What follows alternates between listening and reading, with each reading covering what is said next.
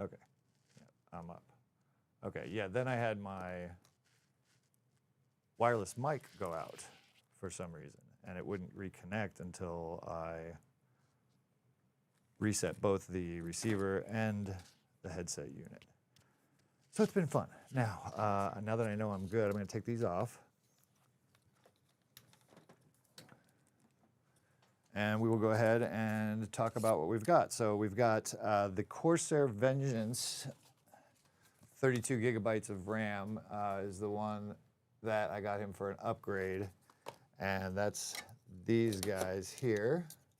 So this is what they look like. They're just sticks of RAM with heat sinks on them because they run at higher, clock speeds. So they need these little fancy heat sinks, and they make them all look military or cool so that younger people will buy them and put them in their machines. And the gaming PCs are meant to look cool and have tons of lights and all that crap. So if that's your thing, that's fine. If that is your thing, that's fine. But I try to buy stuff without lights and I can't even do it. Okay, so these are also the G-Skill Trident Z RAM sticks. G-Skill's done very well for me over the years. I've had very good luck with G-Skill. Haven't had any problems. Between them and Corsair, Kingston, there's a number of vendors that I feel are very good. And again, if you're looking for the right product, the right amount of RAM, the right speed, your choices are going to be somewhat limited. But these name brands are all really, really good, and they're OEMs to a lot of the other brands that you see out there. So this is the G-Skill Trident Z, and then the Corsair Vengeance, and then these are both, I believe, 3,200 megahertz. So I clock speed matched them. But let's say that you had 2 sticks of 3,200 megahertz speed and 2 sticks of 3,600 megahertz speed. What will happen is the 36 will clock down to the 32, so that you'll have compatibility and they'll work well. They'll work fine together. Sometimes in higher end workstations, things like that, this is definitely frowned on as a no-no. You want, especially buffered or unbuffered memory, that kind of thing. We go into that another time, but you want to kind of keep your sticks. If you're going to get 128 gigs of RAM and you're going to get, 4 32 gig sticks, you want to get the same kind, but you don't have to. So that's just another factor to think about when you're building your own PC. So we'll be putting those in, and you stagger them, odd even kind of thing. We've got that, and then again we've got the Core i9 11900K processor, which is what we'll be putting in here, 3.5 gigahertz overclock, about 3.8. And we have the GeForce. This is the 3070 RTX. I had this mining Ethereum for a while, and then I gave it to my son and upgraded his machine. So he gets another upgrade, and hopefully he'll be good for a few years to come. He's getting into 3D printing and Blender and all that kind of stuff. So I'm going to try and teach him Cinema 4D, but I'll have to talk to my Cinema 4D guys about that. I think there's a lot of opportunity for young people with Cinema 4D. Love that package. Absolutely love it. It's been around since I've been around. So, okay, we're going to go ahead and just take a look real quick at the machine itself. I love this box. I forget the name of the vendor, but it has really nice look to it. It's got a smoked glass sides on each side that come off real easily. So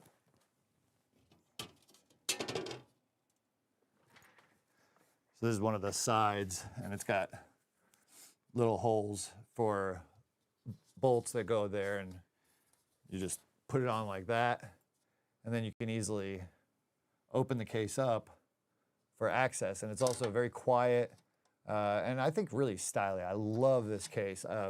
It's not the quietest case in the world. I've got a Be Quiet 500D, I believe, which I really like. It's my main machine, and that's pretty quiet. I think right now I've got the side off, so it's not that quiet, but it's a quiet machine. And this is fairly quiet as well. I've been, pretty happy with the whole performance of the case and any upgrades I have to make. Show you real quick too. When we go around the side here, this looks like a rat's nest. It's kind of hard to see. But you've got, here's the back of the motherboard. and this is where the CPU is. This is the mounting bracket for the CPU cooler to mount to. This is all, of course, cabling, and it looks like a rat's nest and a mess. I could actually recable this because I can take a bunch out. This is a couple areas that you can put in SSD drives. So the small 2.5-inch, right here. This is a 2.5-inch SSD drive. So instead of one of the little NVMe style drives, which are, I have to pull one of those out too, right? Aha. This is what an NVMe drive looks like in a holder. It's just a little stick that I can actually pull out. Why not? This is a Western Digital 2 terabyte NVMe stick. So this goes on the motherboard. They have NVMe slots now on motherboards I've had for years. And this is a much faster way of throughput. So this is still fast. A SATA SSD is quick, especially if you've been running off of a spinning disk, which God knows why you would do that. But if you have been for whatever reason and you upgrade to one of these, I did upgrades in MacBooks for years, making lots of money doing this, upgrading machines with RAM and SSDs from the spinning disks and turn them into brand new machines. But yeah, the new way to do it is NVMe drives, NVMe SSD drives. And those go onto the motherboard so that there's a much faster throughput. These are faster than the SATA SSDs, and everything will just work better. So I put in, like I said, a Crucial 2 terabyte P3 Plus into that. And I'm gonna have to take it out of the motherboard and put it in the new one. And let's go ahead and take a look at the back. So the back, we have here all the ports, and it's easier to do front ways. So we've got the old style PS2 keyboard and mouse port. That is for, if you have a really ancient PS2 style mouse or keyboard hanging out, you can still use it. Haven't used that in years, but I do actually have a few keyboards lying around. We've got USB, and the blue indicates that it's USB 3. We've got a DVI-D connector, so you can see this motherboard is a little bit older, but we've got DVI-D. We have, this is for wireless antennas, if you want to pop these out and install antennas into the board, because you can put Wi-Fi on the board. And then HDMI. Now, these are all going to be used, these inputs are all going to be used, outputs are all going to be used for when you have an Intel processor or a CPU that has graphics on it. So the K series processors from Intel are unlocked. The KF series processors are unlocked without graphics on them, so you wouldn't be able to use them. But we're always installing graphics cards in here. So there's, we never really use these unless we have to test something without a graphics card in it or whatever, and that's very rare anyway. So there's HDMI. We've got a USB 3 right here. Often on the newer motherboards, you'll find a USB 3 port that is also Thunderbolt, which I have. You've got a powered USB 3 port, which is indicated by the red.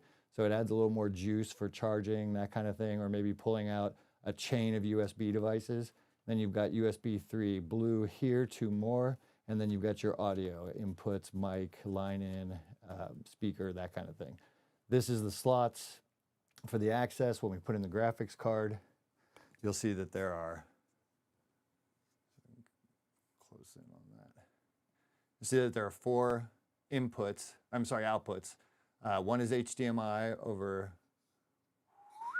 there, and then you've got DisplayPort, 3 of those. So you'll need adapters or cables with DisplayPort capable monitors, or like I said, adapters to use more than one monitor if all you have is HDMI. So there's that. And down here you can see the power supply, which I will turn around real quick. This is a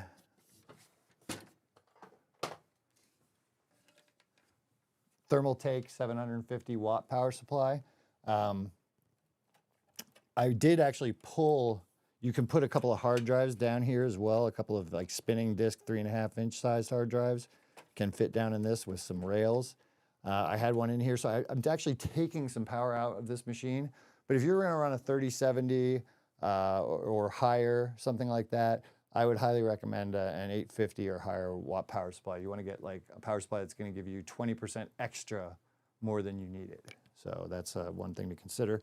And again, all these cables, they've got little, oh, there's a Fantex, that's right, the Fantex case, P-H-A-N-T-E-K-S. Excellent, excellent case. They're super expensive now, I think, but they're really good. We've got connectors to go to different power. Some stuff isn't gonna be used, so you just kind of tie it off. And then we've got power going to the SATA power, or for data, I'm sorry, yes, for data. No, apologize. Power, the SATA power. These are SATA power cables. So they would connect to hard drives, DVD-ROM drives, different things like that. And then the power or the data for the drive would go here in this little connector here. So this is where this SSD was installed, and my son Jake was running his Windows machine off the SSD. Now he's gonna be running it on the NVMe drive, and it's gonna be far, far better. Much faster, but probably by about 3x, I would say. And again, this is the other side. You can see the power supply more prominently here, and you simply install it, you know, back it in, screw all these parts are very easy to deal with. The motherboard itself sits on a metal frame, but it doesn't actually sit on the frame. You'll see that there's a number of screws that are in the motherboard like that one that are on posts. And when you unscrew oh, actually, it's not that one, sorry. There's other ones here, and they're on posts underneath the motherboard that are about, you know, that tall. And they rise the motherboard off of the metal surface so that there's no contact with the metal of the case. Once you do that, you put those, you know, connectors down and you screw the motherboard down. It's a simple matter of plugging in what you need to plug in and get going. It's not that big a deal. You know, plug some stuff in, put some CPU paste down on that, screw things down, make sure you're good to go. So right now we're going to pull the CPU cooler so that we can get the motherboard out. We're gonna pull the motherboard, we're gonna set all that stuff aside, and we're instantly just gonna go ahead and grab that other motherboard and start upgrading this. So I'll show you how fast. Hopefully, I'm not gonna do it like Speed Racer, but we can do it pretty quick if I don't dawdle. So let's see. Let's get this down. And pull you over so I can see on camera. And move. All right. Go ahead and get rid of that. So what I can do is take the top off of this, I believe.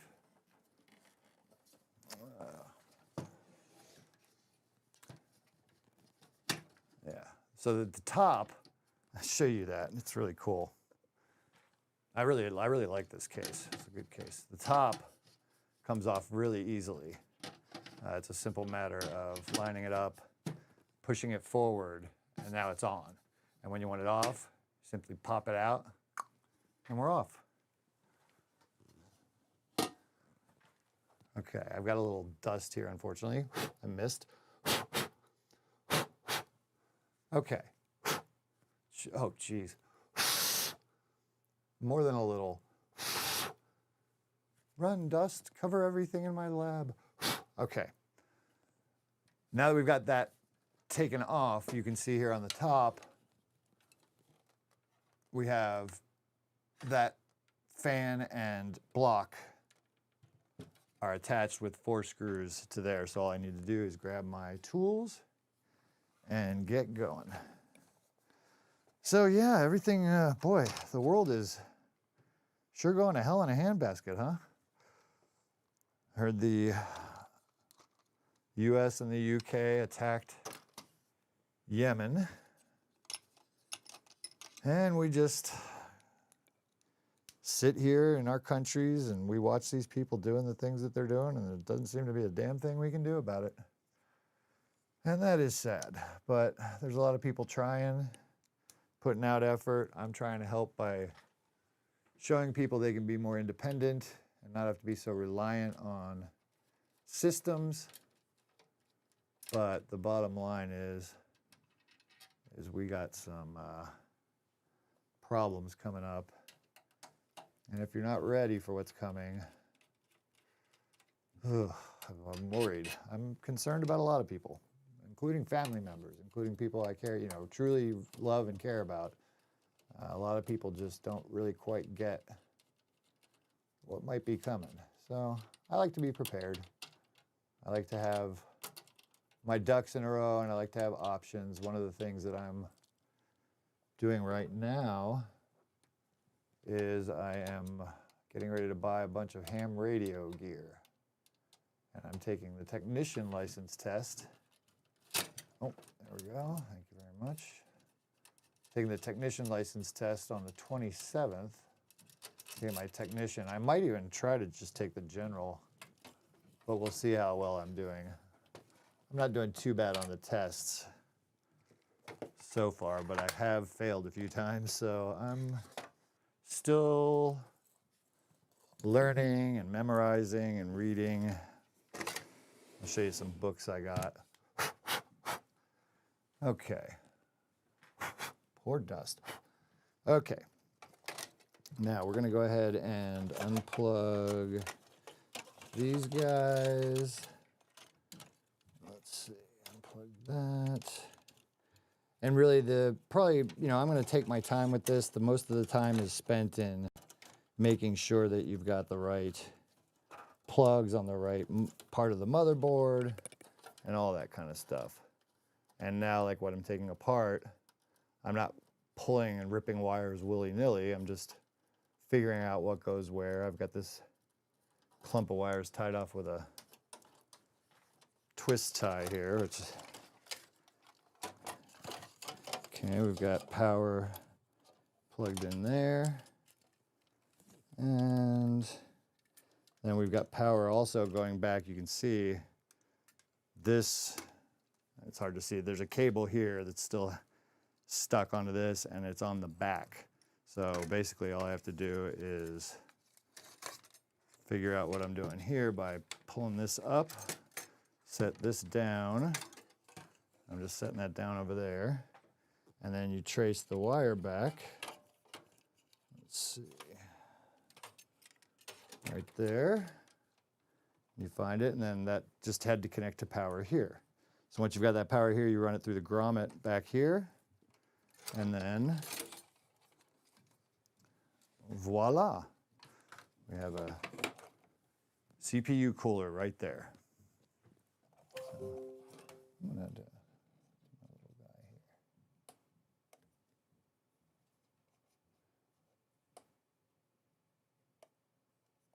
Come on.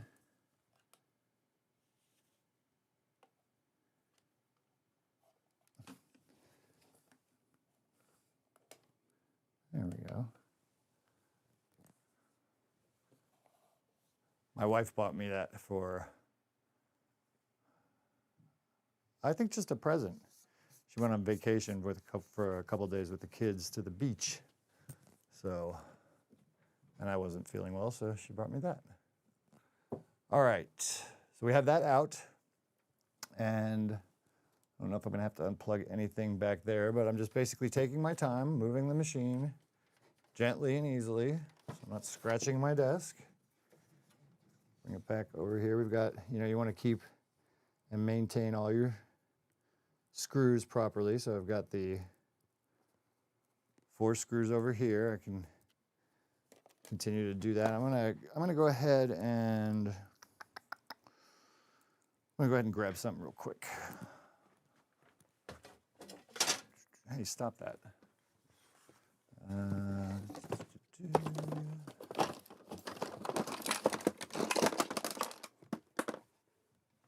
That wasn't loud or anything, was it? Good. Little dish. So I can put my screws in and just kind of keep an eye on what goes where. Okay, we're gonna put that there. All right, now, still have to unplug the motherboard, so we were gonna unplug this little connector. You can see some of the connectors have little metal things on them, little clips, And if you feel resistance when you're pulling something out, don't just keep pulling. Try and see if there's a clip for a little resistance. So this only goes in one way as well. This is a SATA SATA data cable. So I keep on getting that mixed up. I've done this a million times, really. There's another SATA data cable I've just pulled off the motherboard. This is a USB 3 header. So you can see these three two SATA data cables, and then this blue one is a USB 3 header for the front panel, which, if you can see, is right there. So that's the front panel header. Okay, unscrew that. We've got the motherboard speaker, power, we've got the power cable for the power supply. Now let's go ahead and move so you can see what I'm doing. Okay.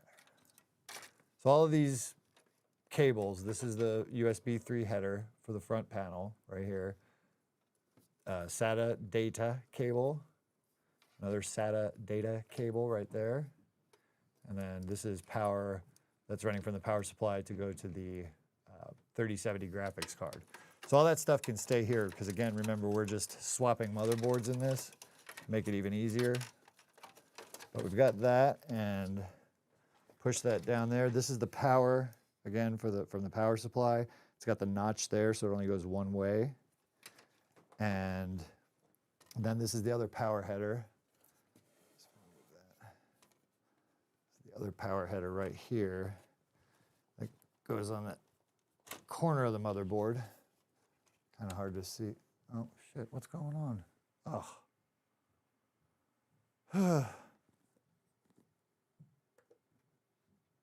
Of course, the GoPro's dying on me for some reason. I swear, if it isn't one thing, it's another, right? Try turning it off and turning it back on. If it isn't one thing, it's another.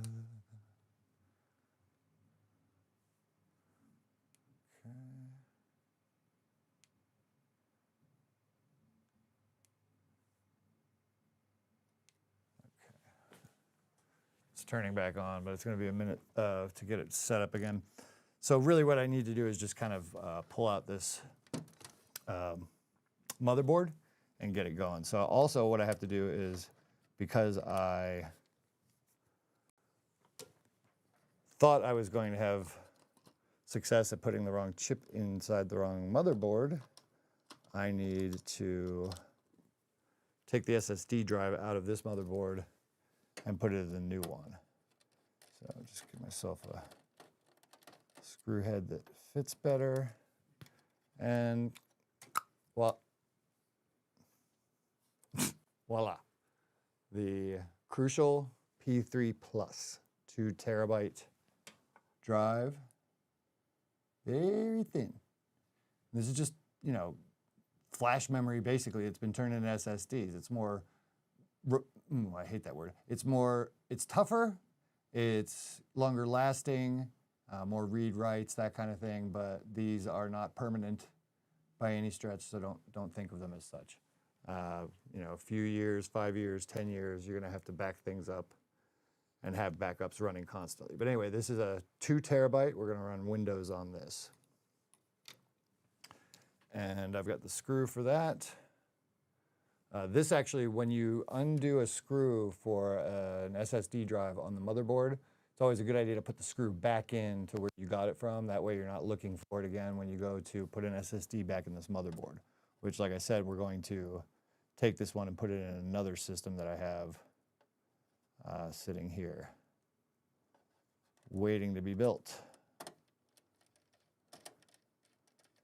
And so we'll screw that in. Okay, so now we're gonna make sure that we've got everything else unplugged from the board that we need unplugged.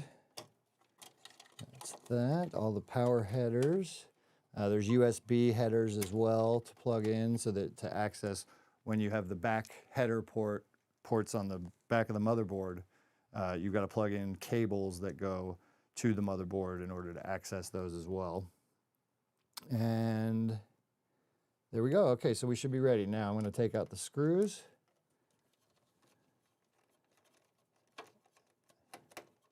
And they're not, you know, nothing to look at particularly. They're just screws, little baby screws to hold the motherboard in.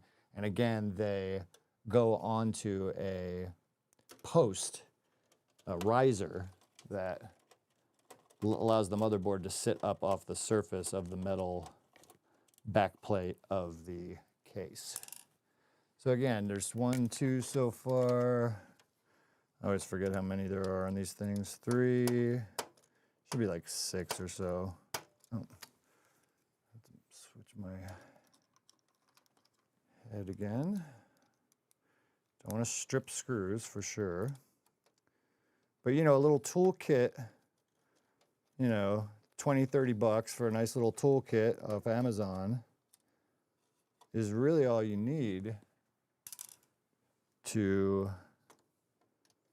start doing this kind of thing yourself. There's really not much to it. I think the hardest part for most people when they're building a system is, you know, not quite knowing everything to get. You know, they might be missing a cable, or they didn't realize that the power supply wasn't big enough to power the graphics card and the motherboard and all the other stuff they wanted to power, or anything like that. So it's always helpful, very helpful, to get a professional opinion, advice, whatever, on what it is you should buy. And that's definitely one of the things we want to do. We're not, you know, we're not PC builders per se. We're not sitting here building PCs and selling them to you for profit. But we want to recommend the best parts. We want to recommend the best tools for you to go ahead and build your own. And it's just like back in the day when you were making your own canvases and making your own pigments and trying to figure out how the world worked. You know, that's what you want to do. So we got, okay, so we got one more, okay, there. And you just kind of look around the motherboard and you'll see the holes. There's little silver kind of circular things that kind of indicate around them where they are. I'm just making sure. I think I got a couple in the middle here I got to take off. So there's that.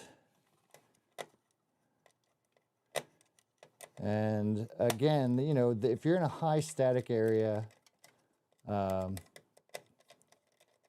you're shocking things as you go by, or you're on carpet, anything like that where, you know, you have the possibility of static happening,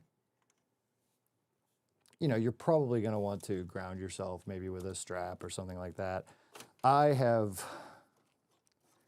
gosh, I don't want to say never blown out a component, because I think I may have somewhere down the line, but not really. I mean, I've done so many things with technology, and I just kind of don't have a problem with it like some people do as far as blowing things up or that kind of thing. I'm missing a screw.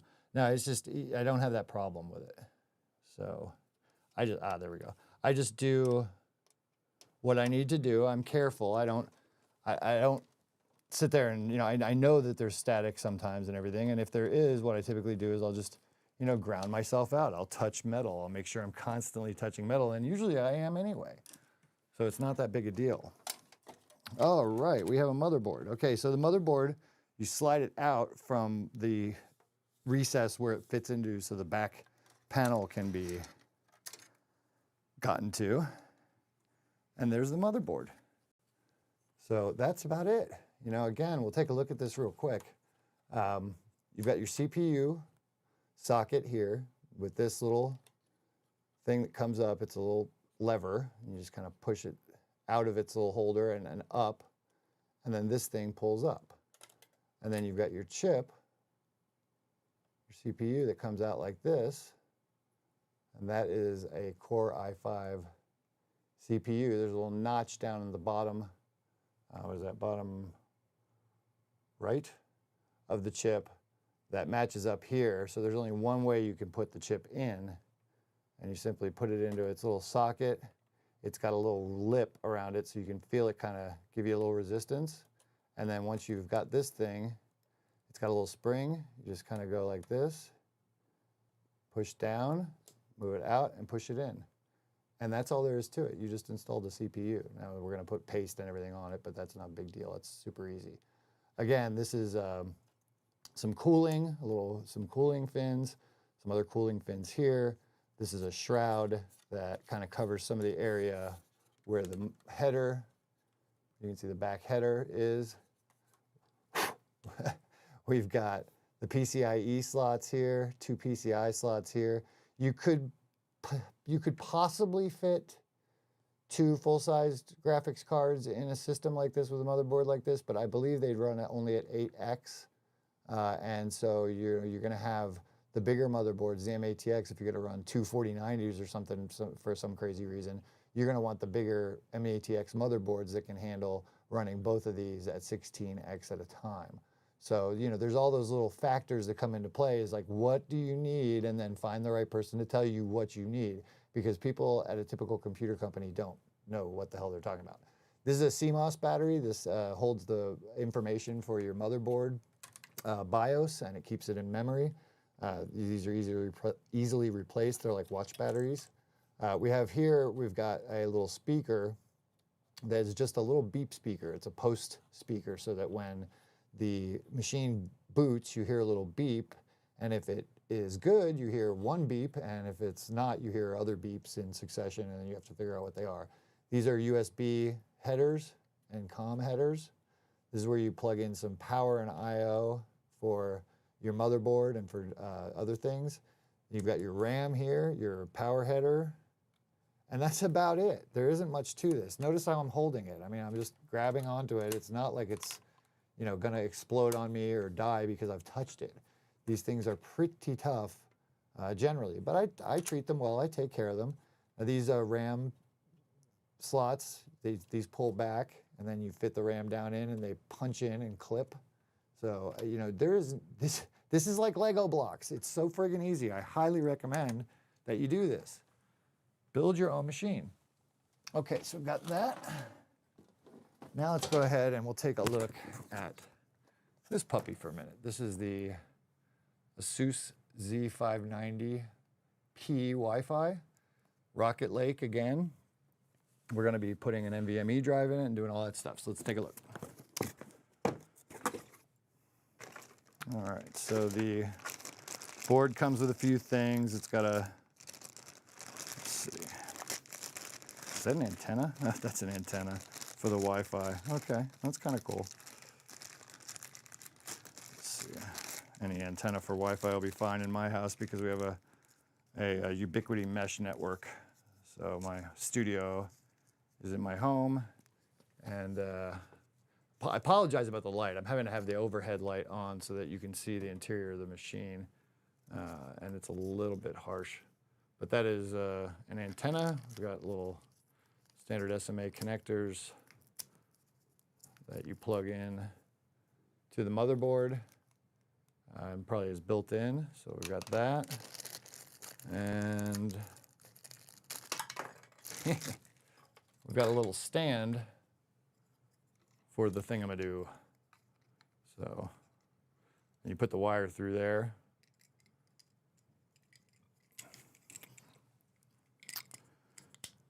Do you? Do you? Well, one would think you'd have to.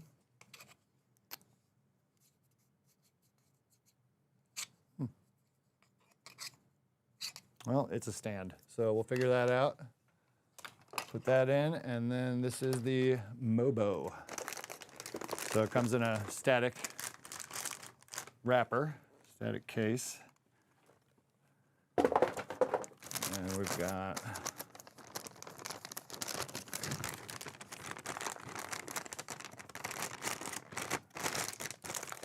go. So you can see this one's a little bit different. This is a Z590P Wi-Fi from ASUS. Get your ports there. Get a better look at those in a minute. And so again, we've got our CPU holder. We've got the holes to put the CPU cooler through and screw them in. 4 slots for RAM, our power header. We've got 2 which this looks like this may be, well, it's probably going to be 8x again if you put 2 cards in, but most people aren't doing that. So anyway, you're going to run 16x on a graphics card, whether it's a 3070, 3090, 4090, whatever it is. You run it off of this slot, and then you can put in some peripherals, whether you have, old devices, FireWire, any kind of thing you want to put in here. You can put some stuff in here, a Decklink capture card from Blackmagic, something like that. You got your USB headers, you got your SATA connector, data connectors, your CMOS battery again, and a place for the M2 PCIe SSD. So that's where the SSD will go. And it looks like there's only, is there a spot for more than one? Ah, yes, right here. So there's this one. I believe that's also an SSD. This one and then this area here. So there's 2 areas on the motherboard that can take SSDs, I believe. Let's go ahead and take a look at that real quick so I'm not talking out my butthole. All right. Let's take a look.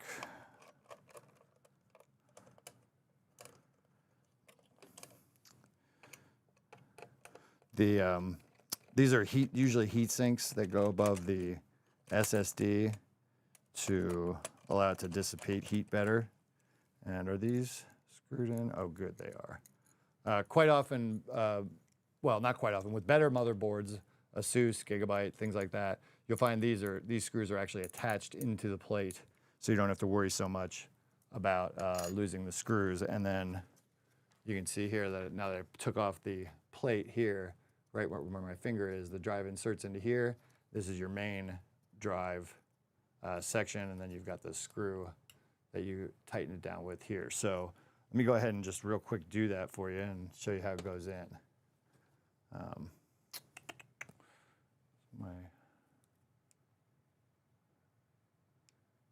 I've had the worst time with these GoPros, I swear. Okay, let me see if I can do that again. Yeah, see? Heat this thing. The interface for it is terrible. See, now it's gone. Okay, back to this. All right, let me go ahead and put that drive in again, the Crucial P3 Plus. Crucial makes great stuff. I have not had a problem. I don't think I've ever had a problem with their drives. I'd like to say that definitively, but I don't think I have. They've been very capable drives for me. Now, are they the fastest? No. Usually they're not. If you're going to get a Samsung Evo Plus or something like that, spend a little bit more money, maybe get a little bit more reliability as well as far as long term, possibly. But again, I have had no problems with Crucial drives. And if you're not running at least one backup, and then maybe even one backup in the cloud if you're so inclined, then you're nuts, because these are not permanent forms of storage. You can't look at them as such, or you will be sorely disappointed one day when one of these things dies. Because they do die. I've definitely had them die. I mean, from overuse, from other things. Quite often, if there's been a situation where I've had a Crucial drive installed in something, I've either sold it or upgraded it or moved on. And I still have a bunch of old Crucial drives, old 2.5 SSD, 500 gigabytes, probably a couple of NVMEs sitting around as well, smaller ones. So that's it. I just installed a hard drive. I mean, I pushed it in, screwed it down, and then I screwed the plate down over top of it, and that's all there is to it. So now we've got that in. Now we're going to go ahead and pull the, oh God, I would love to have my power on my freaking camera back. Let's see if I can pump this power again.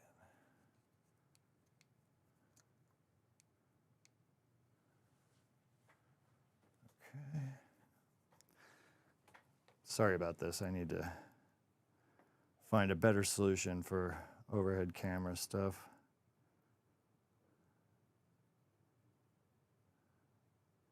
Standard. Okay.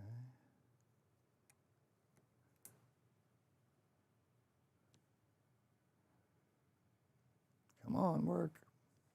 It's coming up. Give me a minute. And then, of course, it goes to the picture mode, which then you have to go up. And, okay, good. Shoo. Tell you, it's one of those days. I'm going to have to get everything running really good before I go on next time, that's for sure. All right, let me see if I can.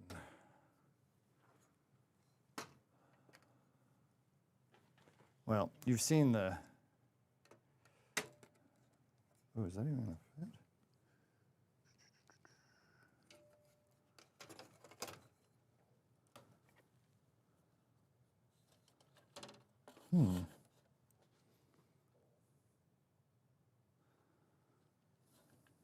Well, we may have a problem in that my motherboard may not fit this machine, which would be very strange why it wouldn't.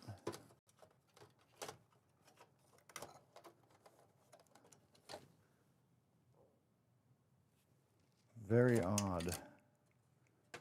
Is this an MATX? Oh.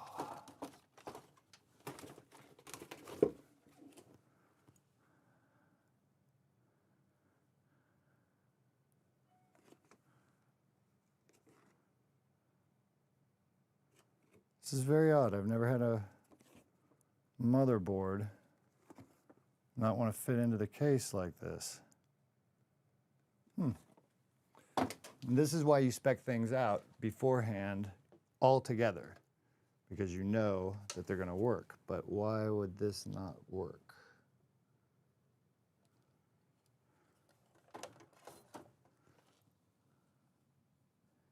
Yeah, that's not going to work. Well, that is bizarre. This must be an MATX motherboard, but it can't be because it's only got 4. How weird. Okay, let's take a look at this. Let's see this. Oh, shit. Okay. Very strange. I got what I believed to be a regular ATX motherboard.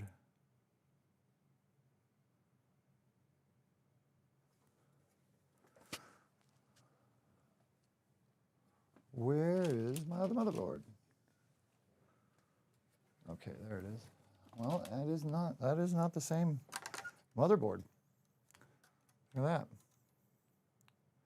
So luckily, I have another system that I can put this in, but he's not going to be happy about it. So I've got another computer sitting over here that I can put this board into. And we're going to have to deal with that. And that will change my whole worldview on today. Wonderful. Okay, well, this is a problem that needs to be solved, and I'm going to solve it. I just have no idea why. This is nuts. Okay.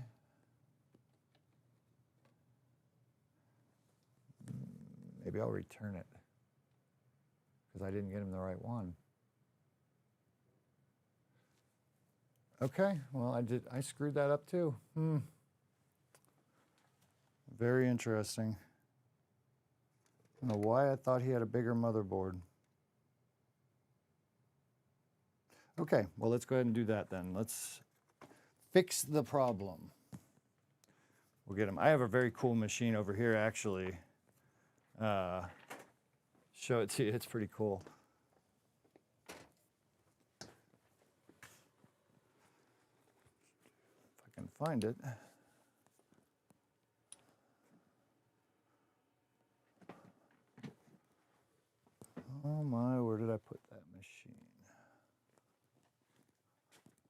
There it is. All right, pardon the noise. All right.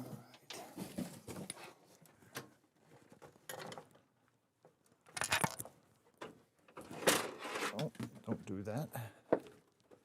This is what happens when you have a Best Buy in your house. Okay. This is his new machine.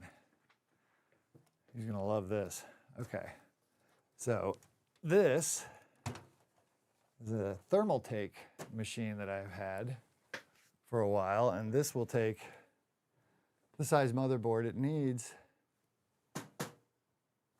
And I can't believe I screwed that up.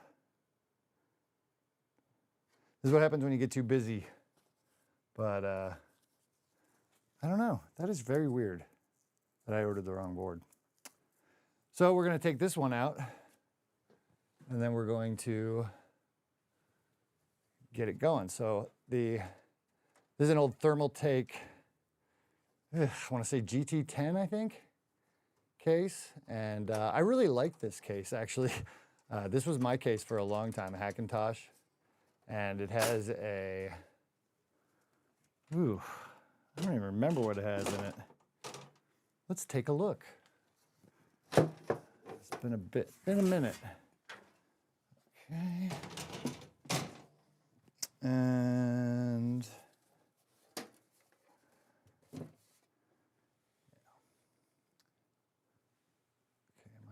I have camera back up? I do.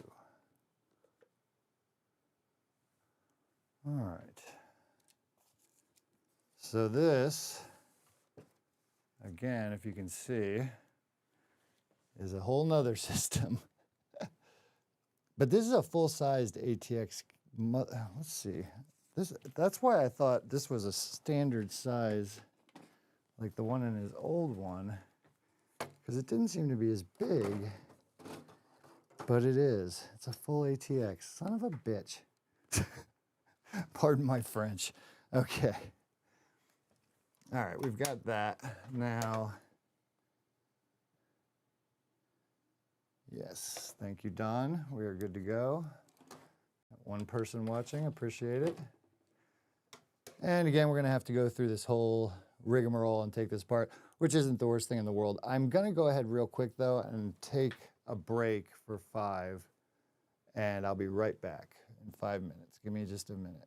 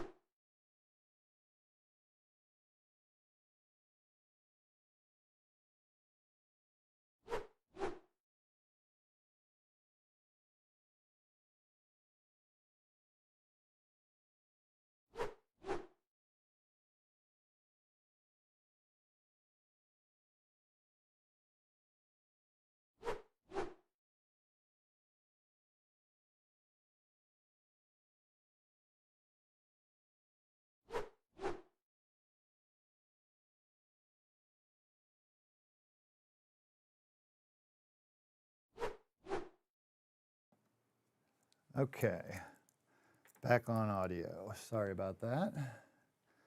And we'll take that off. All right. Taking care of the other machine here and pulling that off. Keep our screws all together. Okay, let me grab a couple paper towels real quick.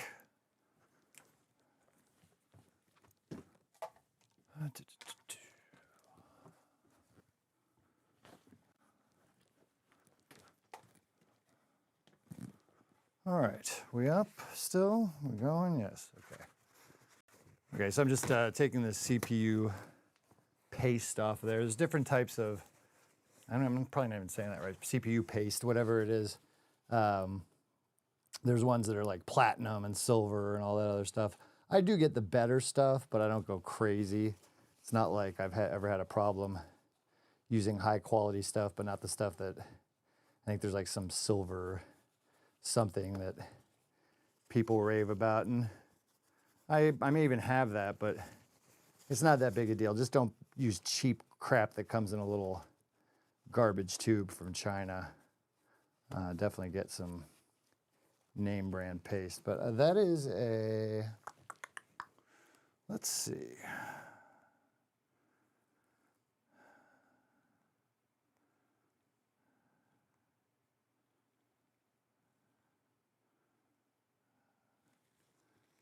That is a,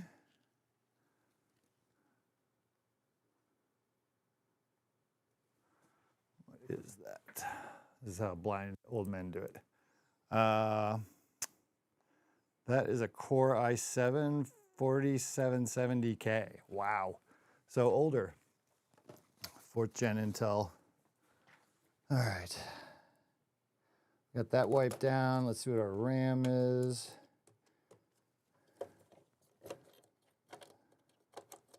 And again, you can take the motherboard out completely with not, removing the RAM. Again, this is G-Skill Sniper RAM, as you can see here.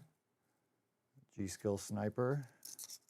And they are, 16 gigabyte sticks, 2400 megahertz.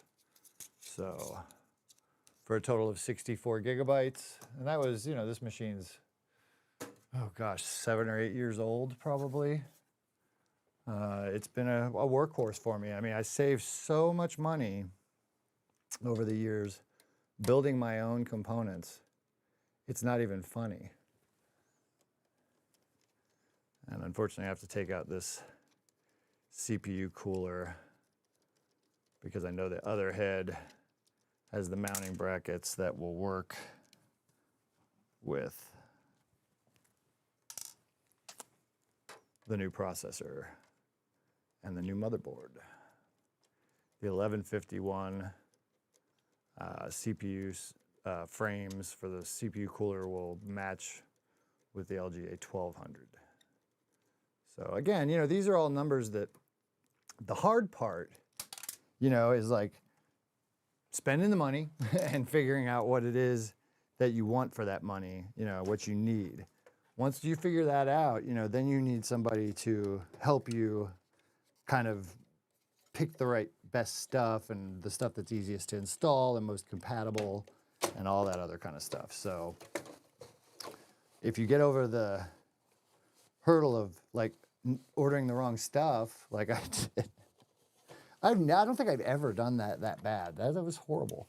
I get so darn busy these days. So I'm just unplugging the same kind of stuff I unplugged from before, finding out where everything is, and that's the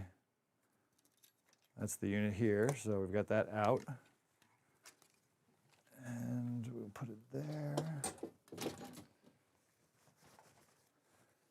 And this is a Rosewill power supply. It's an 80 plus gold.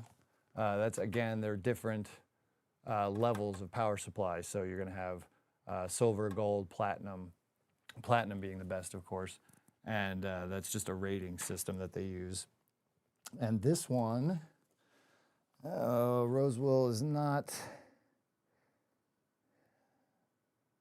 I'm not sure what size that is. I'm going to have to take a look here. They don't really label it all that well on this one. Oh, it's an 800. Okay, so this is an 800 watt power supply. So I shouldn't have to swap the power supply. I'll just give him that one. Now we've got our SATA data connectors here. We've got 6 of them hooked up, my lord. So we'll have to take all the wiring out basically on this one and rewire it for the other one, which is not a big deal at all. Again, it's nice to have options. I'm glad my son was not freaked out about the idea of losing his cool PC because he loves that box. But this is just the way it is. So we've got our connectors here. Everything is unplugged. We're going to unplug this. There we go. Kind of, you just go around the edge of the motherboard and kind of unplug everything, all the way around. And there's, certain things only go certain places. So it's not like this, again, is rocket science. We've got the motherboard itself is now ready to come out. I wanted to show you too on this one, the difference right here. If you can see this chip right here, that's a Wi-Fi chip. And as you can see, there's 2 antennas coming off of it. These guys are a little bit of a bitch sometimes to put down and really push down onto here, but they have little wires that come off, and right now they come off and they're going out to 2 little connectors on the back here so that you would screw antennas directly onto the unit back here. So that's the Wi-Fi chip, then of course that's the CPU. And then we have, heat sinks and everything here. And as you'll notice on this motherboard, there is no NVMe SSD slots because that didn't exist back when I was using this system. And I used this for a Hackintosh and used it for many years to great effect. So let's take it out. I'll probably just put it up on eBay for sale because lots of people like to buy old motherboards and CPUs and play with them. So we got that. And again, the motherboard can only go in one way because the header has to go out the back. And once you see the basics of a machine and you realize there's probably only about 5 parts, to the whole thing, maybe a few more than that, but there aren't that many.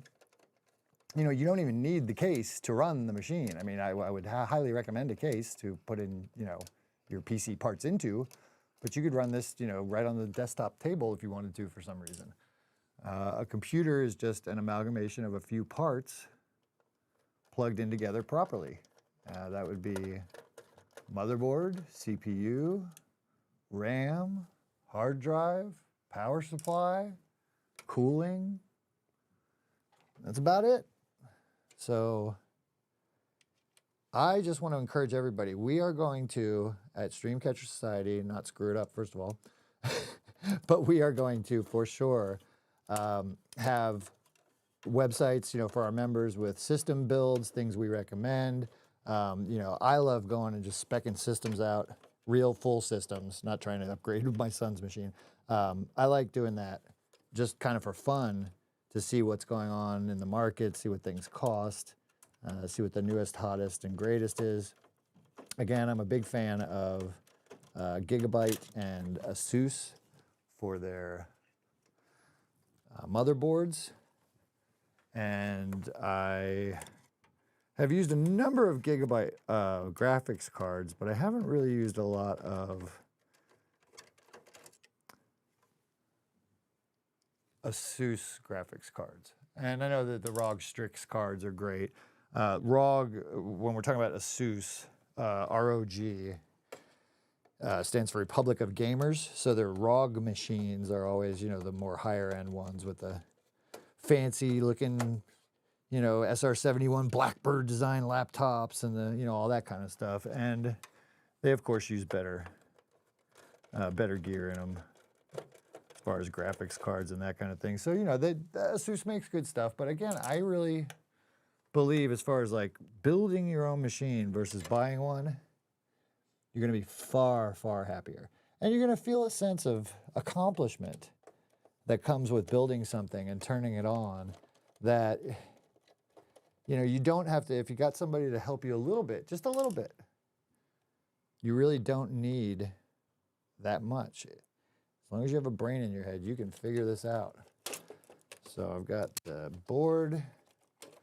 Is it out? Yes, it is. Okay, so this is an older, let's see, let's show you this. An older gigabyte full height motherboard. This is not the, this is an ATX. So we got micro ATX, ATX, MATX. This is an ATX motherboard. Gigabyte, again, loved them.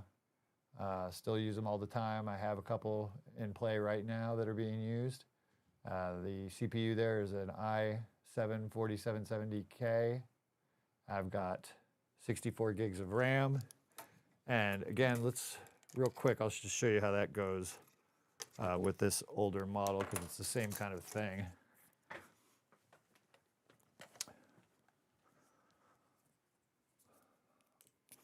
So you've got the slots for your RAM right here. So 1, 2, 3, 4. And you can put them in either or. They're color-coded, gray and black. So I would start with, say, putting it here, and you find where it matches up. So just flip there, right? And then you put it through a slot there and through a slot there, like that. You can see that, okay? And when you push down, those click in place, and that's held solidly in place. So it's not going anywhere, okay? And that's what you do for all these. You pair them together. So sticks come, RAM comes in sticks and comes in pairs. So you get, you know, 2 16 gig sticks or 2 32s or 2 64s, and they're pairs and they go together in those odd slots, you know, even or odd. So that's that. Now that we have this motherboard out, I can go ahead and put it over here. It looks like a motherboard festival around here right now. And I'm going to go ahead and take this guy now, which is our ASUS Z590P Wi-Fi. And we're going to put it in the machine like that.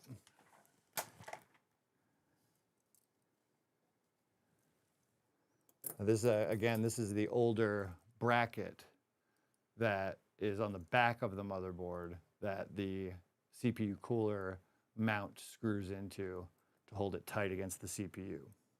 So that's going to have to go with the motherboard, of course, and the CPU cooler, okay? So this one is going in here like this. Just set it down where the other one was. And, you know, these are, again, these are industry standard kind of situations where you have the same basic configuration for everything except for the back panels. So all the back panel headers are going to look a certain way, right? And they're going to have a certain layout, and they usually come with something like this, which is a little device that allows you to turn the back of the unit where the header is. It's just a big rectangular hole cut into the unit. So this comes in the back, you know, in here like this, and out the back you see that, and then it matches up with the motherboard to give it a cleaner look so that you don't have a big gaping hole in your system. Now that said, this goes with that, of course, because that's that motherboard. And then when we look here in our ASUS box, we will find that we've got 3 more things, excuse me, 3 more things. The manual, a DVD, because why not? I guess they still have to do it for some people. And a couple of SATA cables, so a couple of click-in-place SATA cables for data. And then our header. So as you can see, this header isn't as colorful as they used to do it. They used to actually make colored headers, but now this one is all just solid. And that's no big deal, but it matches with the motherboard itself. So when you put it through the hole, let me turn this around here so you can see this. Okay,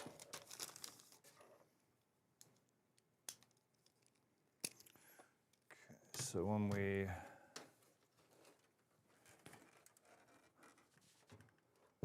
when you seat the motherboard here in the unit, it's going to come out of the back, and you have to make sure that you're seated, of course, properly so that you can get the holes to line up.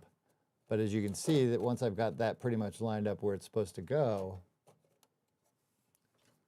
there would be a lot of extra space around all these ports that's just kind of open, allow dust to get in, looks ugly, that kind of thing. So what you do is you take the thing that I just lost, there we go, this thing, the header panel, right, and you put it inside the machine. You pull the motherboard back just a little bit. You put it inside the machine, up against that rectangular hole, and it should pop right in there.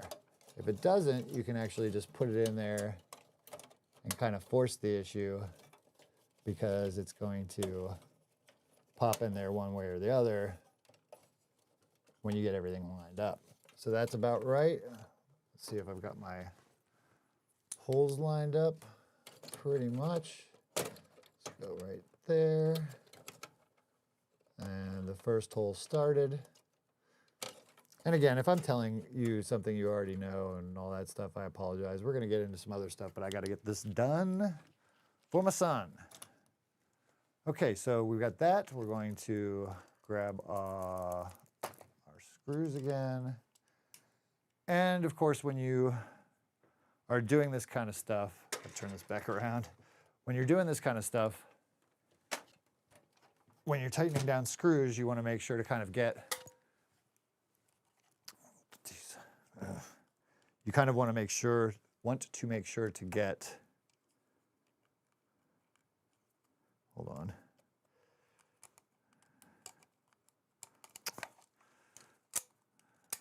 You're just going to give me problem after problem today, aren't you? Okay. You're going to want to make sure to get all of the screw holes, the screws in the holes, but not tight. So you start diagonally, basically. You screw one in, and then you go to the other edge of the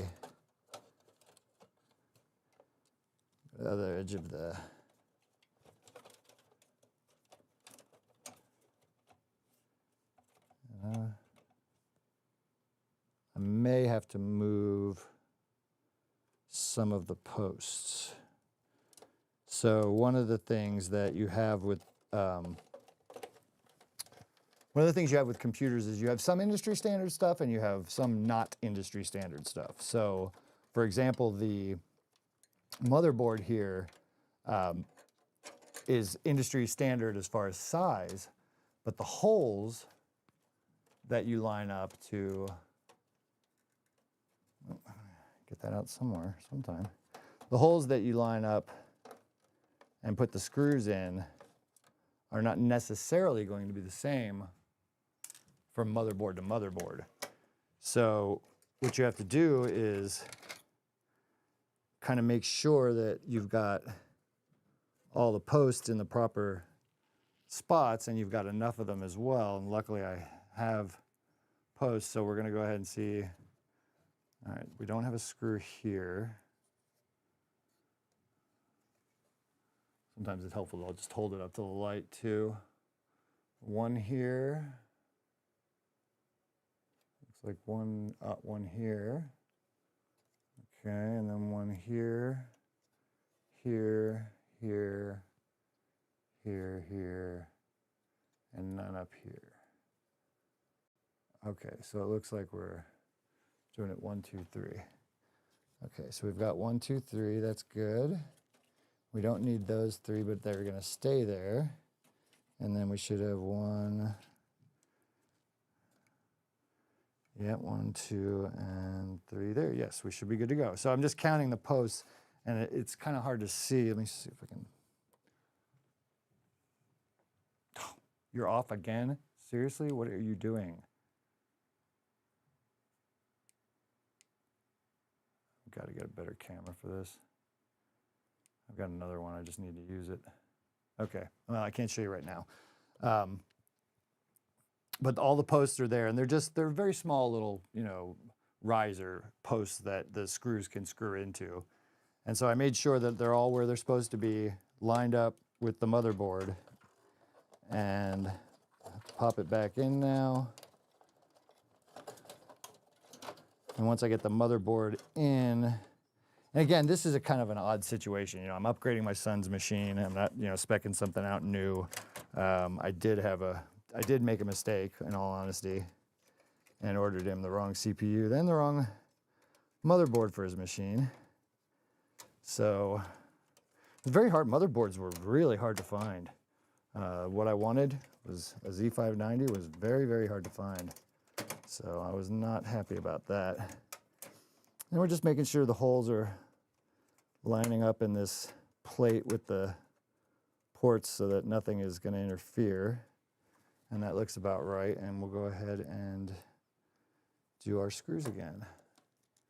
So this is just, measure twice, cut once kind of thing, where you're just making sure that everything that you're doing is exactly what you want so that you don't mess up. And you do it slowly and methodically. You don't screw things down too tight the first go around. You make sure everything is lining up, and you just screw in. And what do we got? 1, 2, 3, 4, 5, 6, 7, 8. Like 8 screws. It's, big deal. Okay.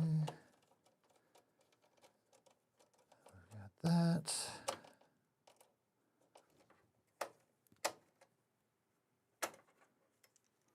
Why are you not giving me power on that stupid camera, I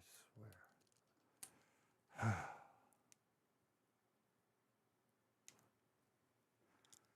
Power on. Okay. Okay, so I've got 2 in so far. Taking my time. Anyway, yeah, things are chaotic and hectic, right? With all the world. We get so busy, we have to slow down sometimes and take a breath. And I definitely screwed this one up. Probably, I don't think I've ever ordered the wrong CPU and the wrong motherboard in the same breath. But stuff happens to the best of us. That's what it's about.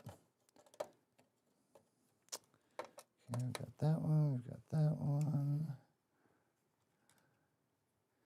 And, you want to get a good seat so the motherboard doesn't go anywhere, and you're on the post so everything is grounded properly. But there's no special, voodoo that you have to do. It's not like, well, that one didn't go in at all, and I just lost it. Okay.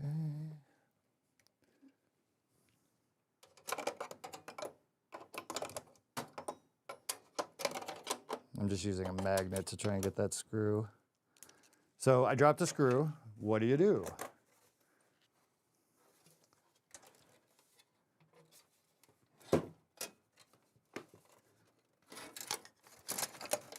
That's what you do. Move that over. And then you find the screw in your... Oh, I probably messed this up too. Okay. Probably find a screw in where I dropped it.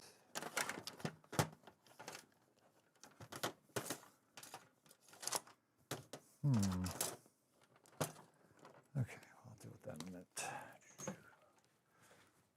Okay, so we got that.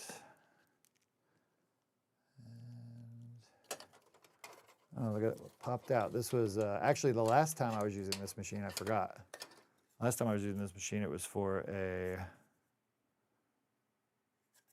mining machine. I was mining with Ethereum with it. That's a little Hive OS drive. Okay.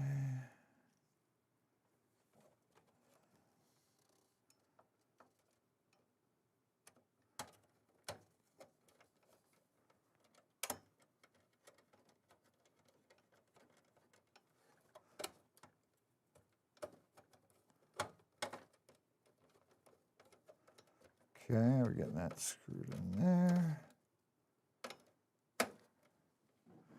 And it just takes a little finagling sometimes to get it in right. Sometimes you have to unscrew a little bit and screw back in or whatever, but it definitely isn't hard. And I highly recommend that you do this because it's super easy. So I'm just checking, making sure I've got all the areas covered. I got one more right there.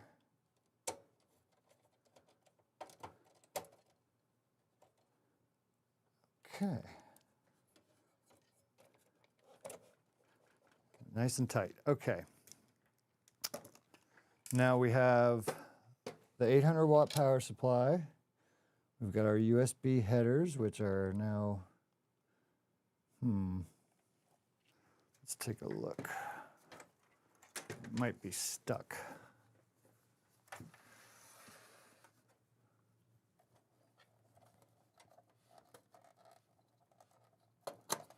That's a little tight. Those are the USB headers though, so that's right where they belong. And I'm gonna go ahead and do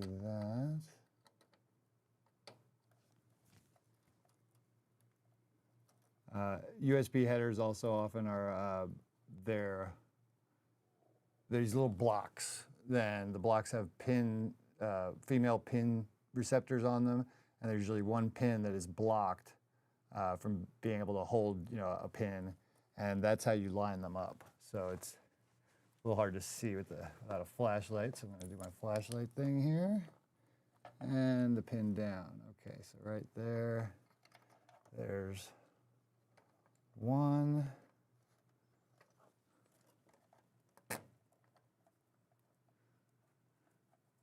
And, never force an issue, but just make sure stuff is seated in well, and you will be good to go.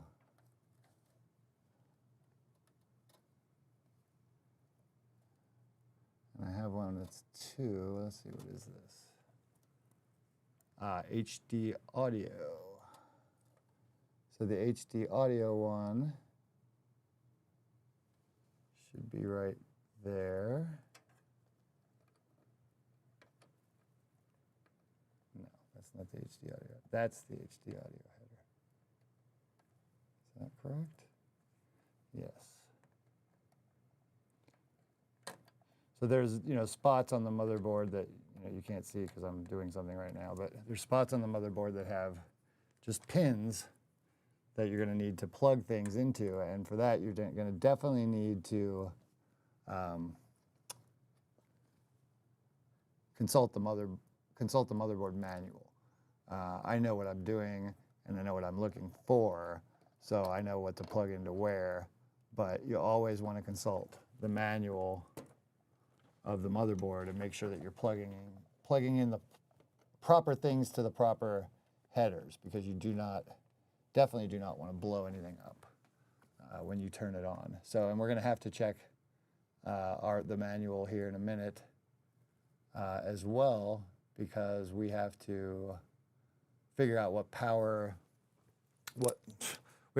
cords, what little connectors go to the right power settings on the bottom right corner of the motherboard, little power and I/O headers, and then plug in a speaker as well, like we have on the other machine, so that we can hear the post beep.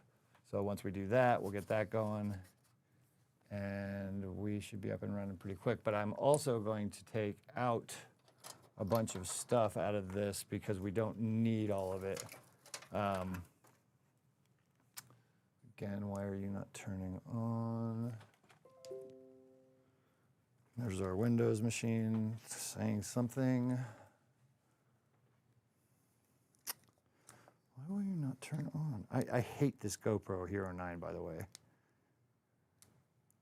Piece of shito.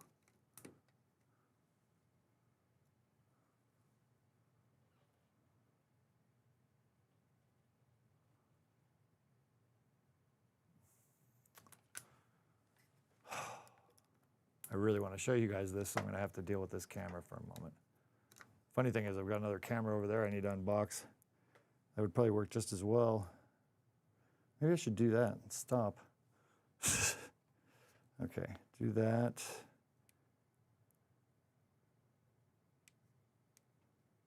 like you're not getting enough juice, or that cable's busted.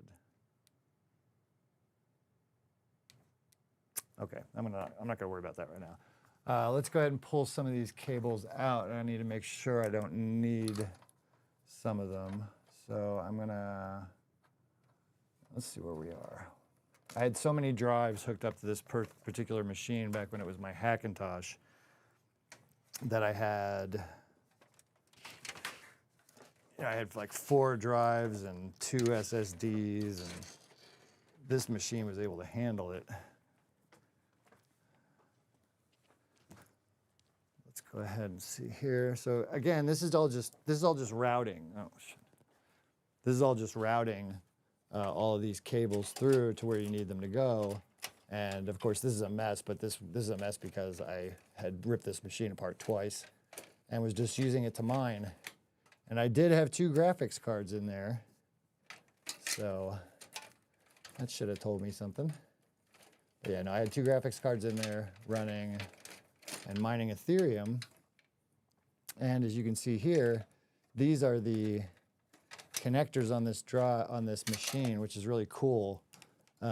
These connectors allow you to connect the power to all 4 of these bays, and then you can plug in the SATA data connectors right here.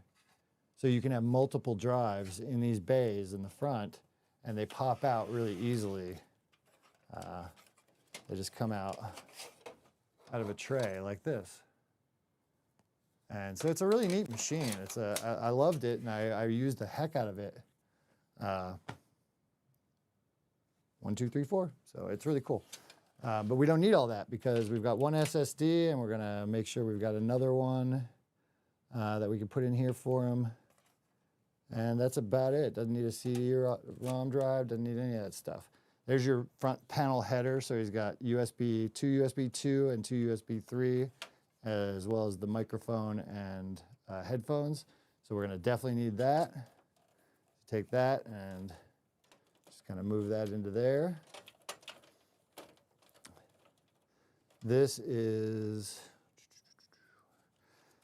for your audio, actually. This is for audio. And this is for your other 2 USB 2 headers right here. So those 2 will stay like that. Then we'll go ahead, and I think what I'll do is go ahead and leave that 1 SATA data cable there, and that should be enough. And so that's going to be fairly clean. So we can take, when we're done and we make sure everything is exactly where we want it to be, we can take zip ties and zip tie these things down and make it all nice and pretty. And then back to this side to show you real quick.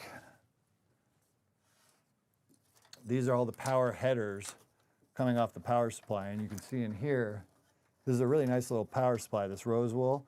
It's got these really quick release plugs, so you can plug in whatever you need into that power supply and get your power off the headers. So this is for SATA. Again, this is for power for like graphics cards. So you've got your graphics card power. I'm going to be running 8 and 6, so it gives you the options to run 8 and 8, 8 and 6, 6 and 6, that kind of thing. So depending on your graphics card, you just plug in the proper power. So we'll need one of those, and we don't need another one of these right now, so we can kind of wrap that up and push that under somewhere. And again, I have zip ties and all that I'll be doing and cleaning up the machine. But we've got that in. We're gonna have to put the CPU in now, and put the RAM in, put the CPU cooler in, get all the headers hooked up. We're gonna do that first, actually, because we've got to plug everything in before we start plugging anything else in. Plug all the power headers in, then do everything, and we'll show you how it goes.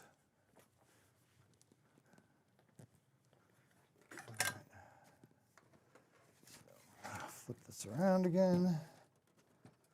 Yeah, I really like this case. I enjoyed it when I had it. I need to make sure to find him the front cover so it doesn't look janky, but okay.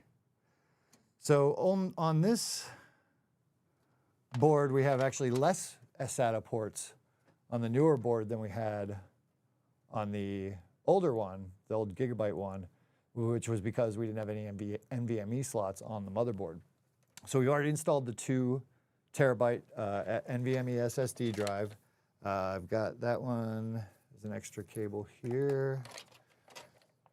And looks like I've got 2. So I'm going to go ahead and plug them in anyway, just to be sure. And the headers are all labeled, but you can more easily find out what is what by simply going into the manual and looking for the headers. So that's what we're going to do right now for the power. Your power comes off your power supply, and then the case for power switch, for reset, things like that, has little power headers on the bottom of the motherboard that you have to plug in as well. And they're just very small little connectors that plug into bare posts that stick up close together. So let's see. There's your diagram of the motherboard. That'll tell you everything that is on the board. And let's see. CPU socket, DIMM slots, expansion, fan and pump headers. Right, so the fans and the pumps for like a CPU cooler need to be plugged into the motherboard as well. And they have a set of pins and everything that go in special areas that go, and you plug those fans and other devices that are cooling into those particular headers on the motherboard as well. This is also the BIOS, the basic input-output system. It's a little program that's on a chip. AMI, American Megatrends, a bunch of different companies, have that BIOS that they make. They install it on PCs, and when you boot, it tells the computer what it is. It tells it what it has, what's installed on it, all that kind of stuff, so it can be ready to accept an operating system. So the BIOS is, there's AMI, there's American Megatrends, there's AMI, there's a number of them. I'm having a day. Okay. So we're going to go to the power connectors and the fan headers, 1.9 and 1.10. So 1.5, 1. Okay, let's do 1.9 and 1.10. Here we go. Okay. So I'm going to come up here real quick and show you this. You can see that's the headers down at the bottom. And that tells you what's the CPU fan, the all-in-one pump, regular fans. So you've got the regular fan headers and that kind of thing. And then here is the bottom area that tells you on the bottom of the power supply. I'm sorry, is that the, no, wait. Wait a minute. That's the ATX part. Did I miss a part here? Yeah, okay, is it there? Yeah, that tells you where it is, what's there. The ground, the fan power, fan in, and those are the headers on the motherboard. But I don't see where's the power header?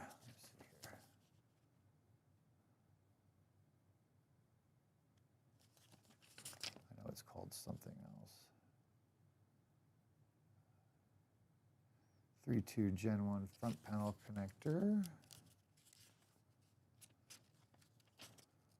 And Aura addressable headers. It has Aura RGB headers, which allow you to control the color. But I'm not worried about that. And often I like to get these manuals digitally and look at them on my iPad. Okay, here we go.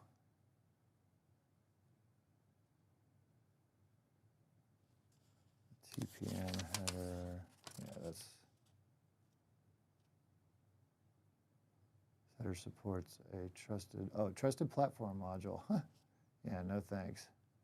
So the TPM header, which is right there, that allows you to install a trusted platform module for like Windows 11. There is a front panel audio header, which I just hooked up. And that's the COM port connector. So I've hooked up that COM module. And I do not see. Yeah, there it is. Okay, there's a little panel. That's what I'm looking for. Jeez, it took me forever.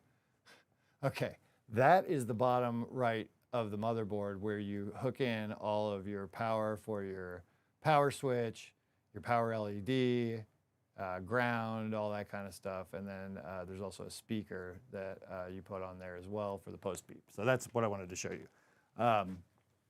Again, these are things you need to know, but they're not, you know, there's a list. You know, once you follow the list, it's pretty easy. And, you know, when you have ChatGPT now, who the hell can't do anything? So we're going to hook up those headers. System panel header supports several chassis, blah, blah, blah. Okay, right. Yeah, it's all good. Million times. But again, you want to make sure you're doing it properly. So let's see here. Power LED, power switch, ground, speaker, right, hard drive LED, ground, and power LED and power LED. Okay, so what you've got here, it's very hard to show you, but where are they anyway, actually?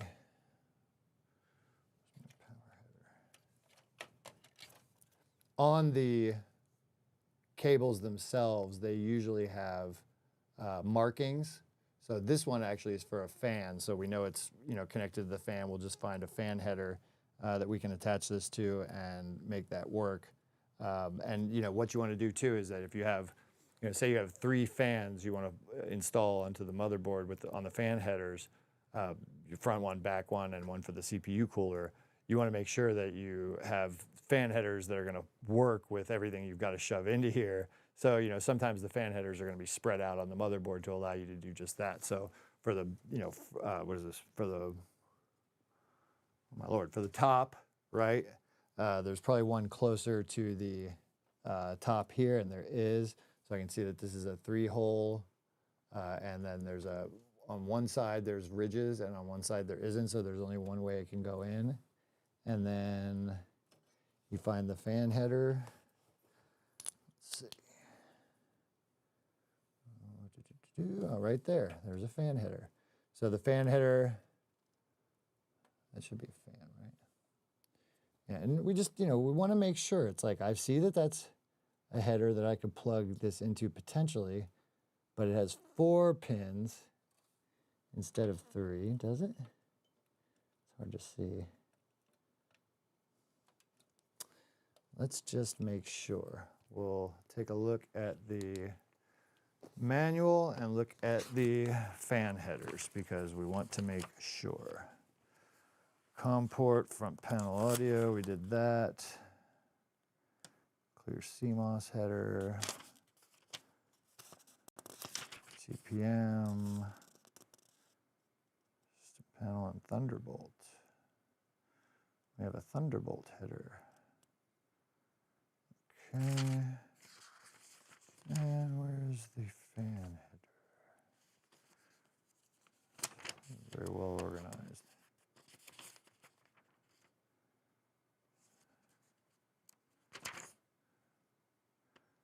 Two slots. Where are my darn fan? There we go. Fan and pump headers. Okay. So again, everything is in here. All the diagrams are in here. It tells you where everything goes.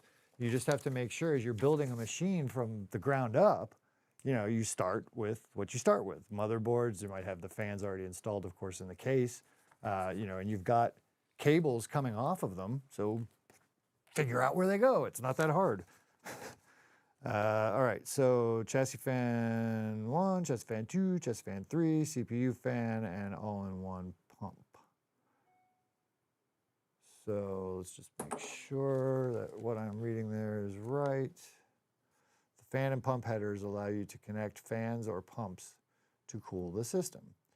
Right, so a CPU fan is going to be, Lord, I need to take another friggin' picture because I'm too old and blind. Let's take another picture here. All right. Much better. Okay. Okay, so the fan headers for A and B, the CPU fan and the pump, are going to be right at the top where I was looking to see what I could do about this. So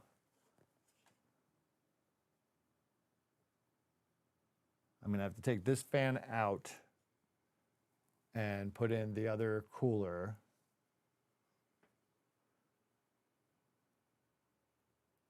And then actually, oh, okay. I hope I can do that this way. The difference in this case with the other one is that the fan here that would have typically been on the back is on the top, and I mounted the CPU cooler fan and water block, liquid block onto the back. So I may have to swap out this fan, I'm not sure. Let's take a look. That is the Cooler Master, that's the correct.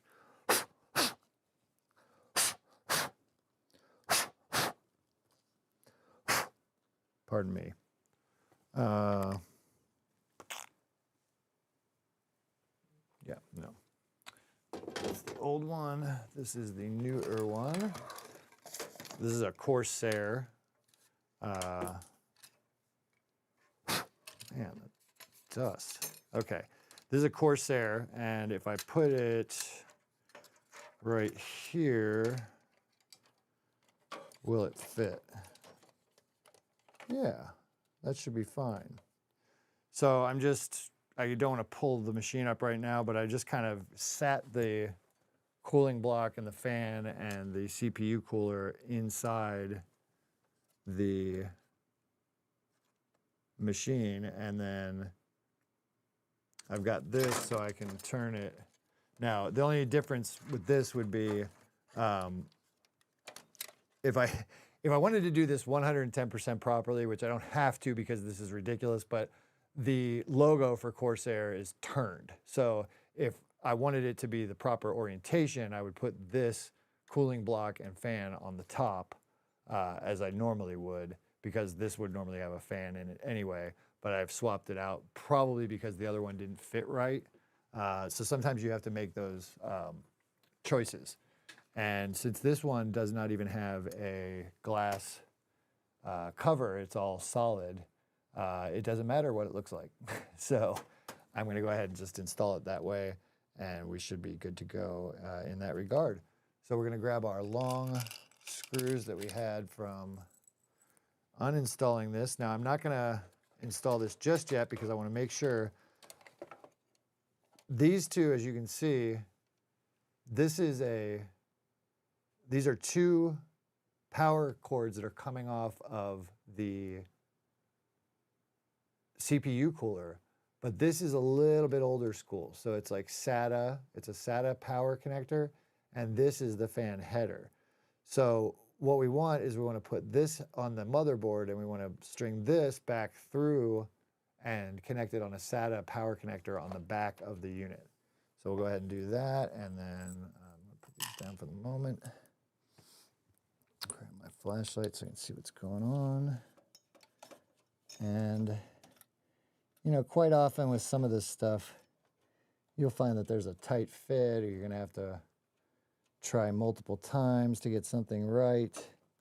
You can also use the wire itself to kind of give you a little bit of a helper angle, and then you find the, oh, pop that.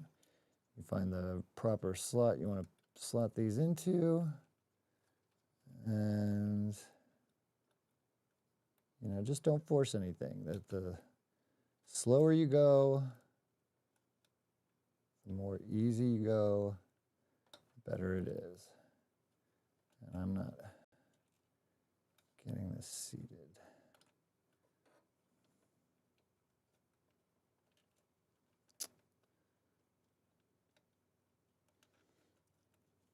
And sometimes these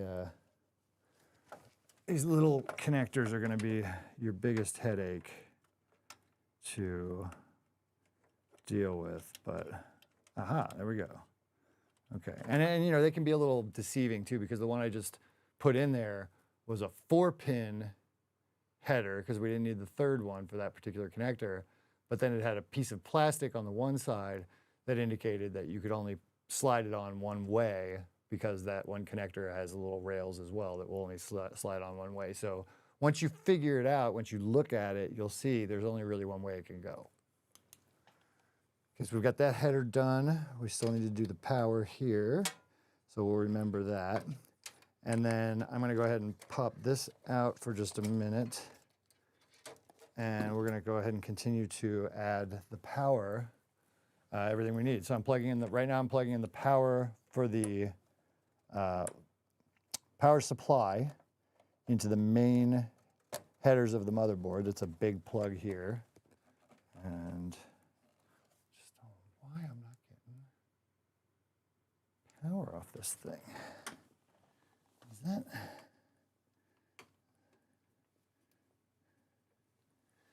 I'm thinking maybe that power adapter isn't good enough.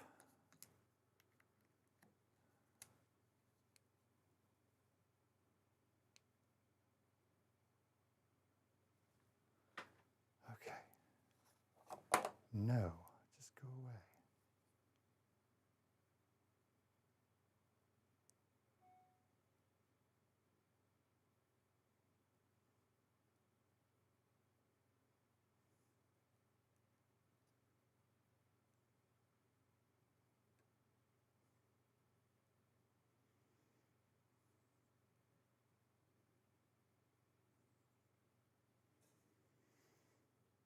Okay, stop it.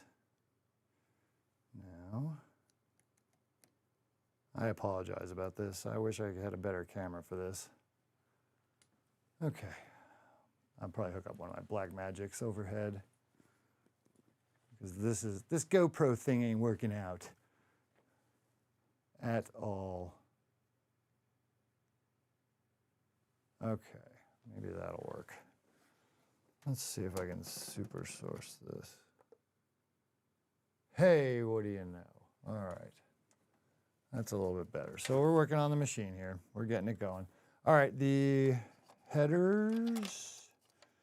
That's a fan header, right? So we're gonna hold off on that. That is a SATA cable we don't need. There's our USB 3 header, and that's gonna go, if you can see, this one has a little notch right there. And there's a header down here on the motherboard right there that has a notch as well. So it'll only go in one way. So we just pop it on like that. And we've got that. And so the Wi-Fi is probably built into this, right? Yeah, the Wi-Fi is built in the motherboard. That would be the Wi-Fi, I would guarantee it. That would be the Wi-Fi chip right there, Wi-Fi unit. And there's our power headers, okay.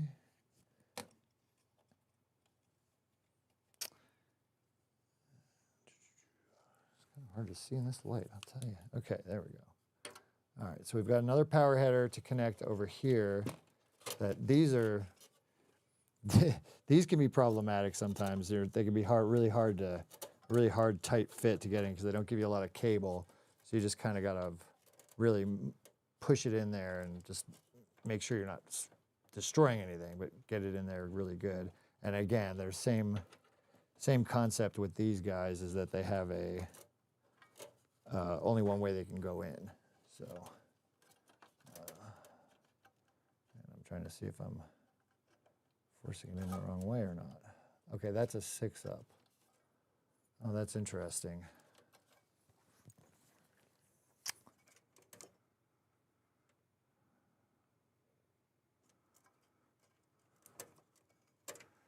So I've got U1. That fits. And then CP. Where does that go?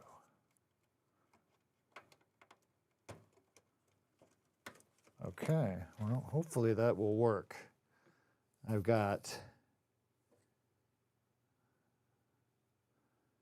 what looks like a 12-pin header over here, when normally I would have an 8-pin. So we'll have to see what that is. I'll have to take a look at that in a minute. It's just stuff you need to check out and figure out. Okay, so we've got that. Then here's our power headers over here.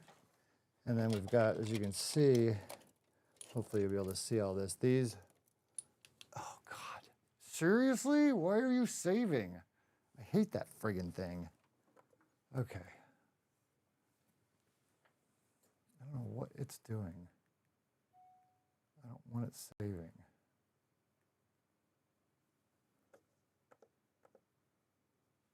Okay, stop saving. GoPro, I don't know about you. All right. Back to this. God, I lose my train of thought. Okay, so we've got another one here. I'm wondering if I shouldn't be plugging this kind of thing into here, but that's a power header. These are the power headers for the power supply, so we'll see. We need these for the graphics card. All right.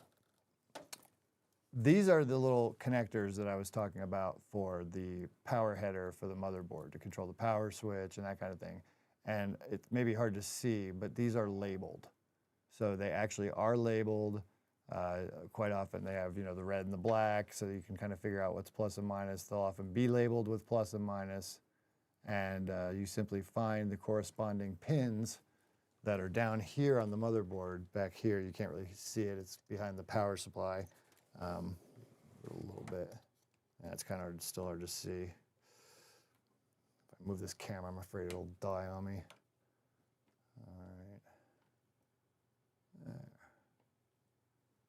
All right. Right there. So these are the connectors for all the little stuff. All those little pins right there. Right near the SATA port, which is definitely different than I'm used to. And so we've got this USB header here, so we should have that plugged in right. There's 2 of them, however, so if we look here, we've got 2 headers I can plug that into, so we'll just make sure to find out. Usually one is higher speed than the other, so we'll take a look at that. And then you've also got the ability to plug in what looks like another standard USB header like this one, like that one, sorry, into over here. So take a look at these. We've got my old man eyes. We've got power.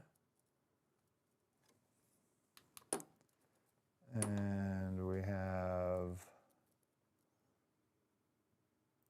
the hard drive LED. And we've got the reset switch. We've got the,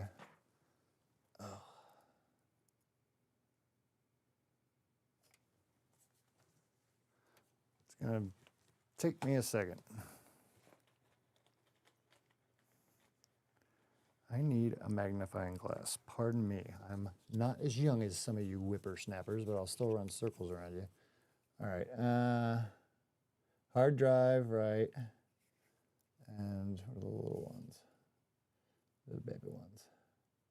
Oh, power LED, okay. And That one, yeesh. Not sure what that one is. Doesn't say. It's light. Okay. Hard drive power, power LED. What would that other one be? We got power, and we got reset, right?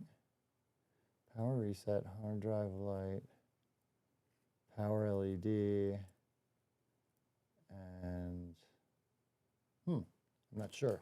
Okay, and then we've got the speaker as well, so we can take the speaker off of.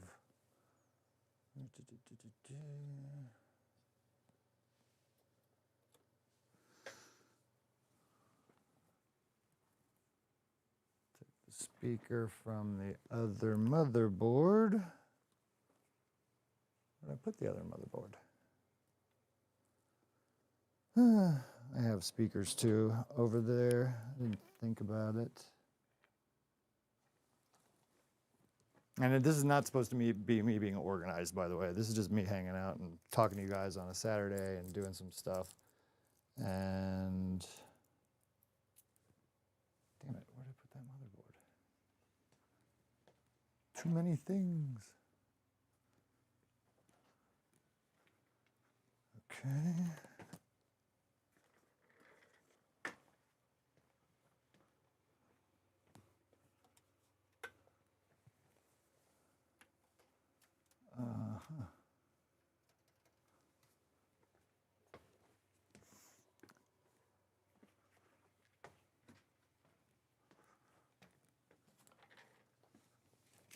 All right.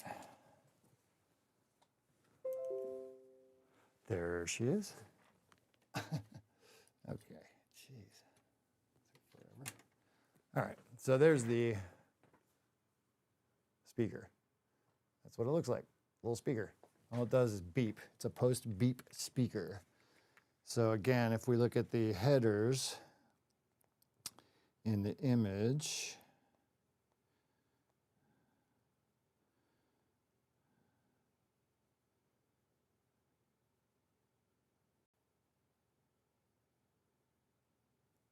so the speaker has 4 holes, and as you can see here, it's set up for the second one in, speaker, ground, ground, 5 volt. So you want to go in from that way. So if you look at the panel, it would be like this, that we'd be looking at it. And we want to take this, and I believe the hot red would be speaker, right? So this part here, so we put it down, and we put it right in. Make sure, yeah. So there is, and I'm just looking at the power pins and counting them. So right now on the bottom, is it the bottom or the top? We want it would be, this would be the top. So on the top row here, we find that we've got that should do it. So right there, if you can see, is the speaker, and that's plugged into the header. So once we have that, we can go back to the power. We say power LED and power switch. So skip 1, power switch and power LED, okay? So we find the power switch, and we find the power LED. So that's the power switch. And the power, wait, is it reset? Power LED and power switch. Yeah, okay, so power LED, if that one says hard drive, does that one say power LED? I think that one does.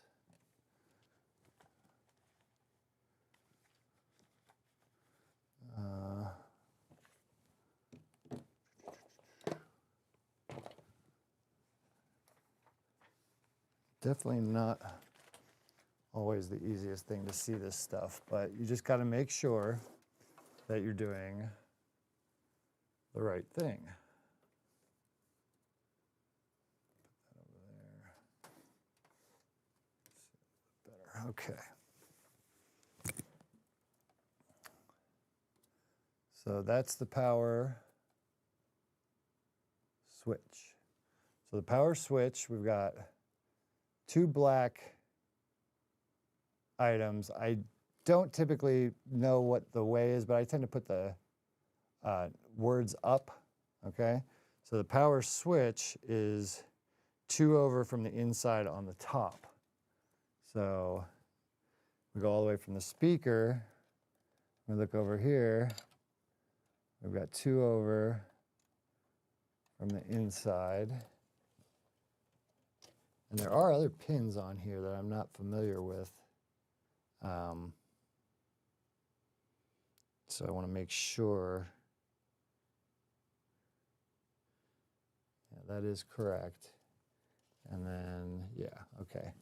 So sometimes there's pins above and below. You just want to make sure you know what you're doing and that you've got the right ones. So we go 2 over.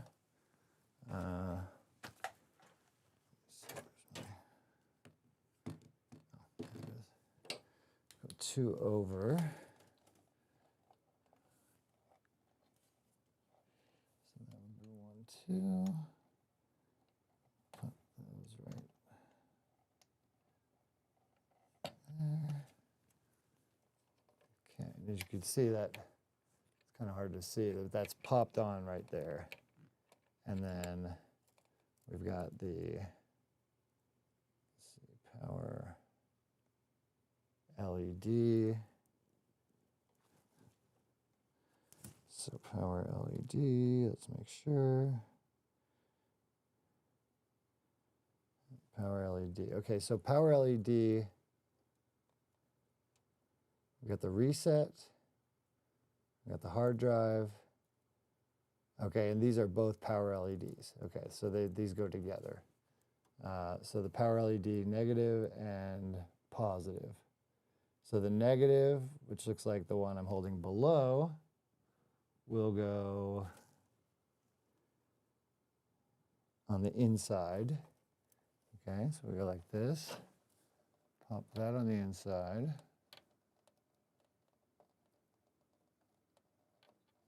And then pop the other one on the outside.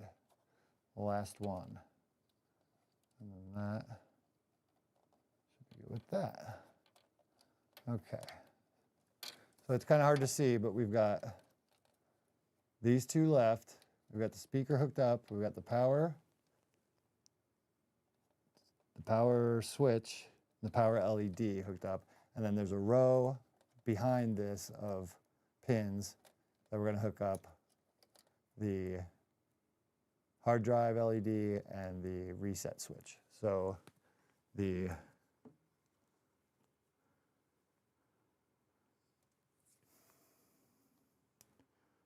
okay, so the hard drive LED, that's on the outside.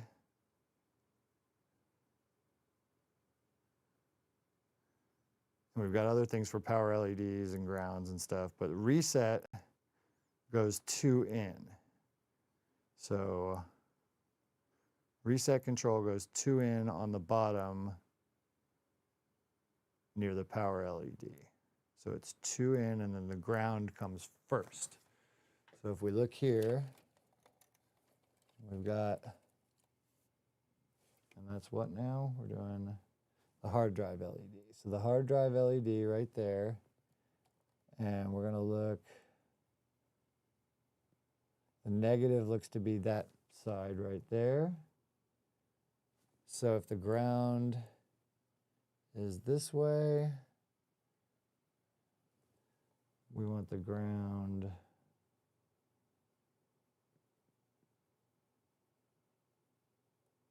going that way, I believe. So the ground would be, and I'm just making sure. So often It's not going to kill anything if you don't plug it in right. Just you won't get a post or you'll get beep errors or whatever, and I'd rather not go through that right off the bat. Okay, so let's go ahead and see. Quite often it's easier to actually plug these things in bottom to top. Okay, so what are we doing? Hard drive LED and reset. I've got the reset, which is going to go right, and the third one over. Making sure. Yes. Yeah, third one over is ground. And then the ground.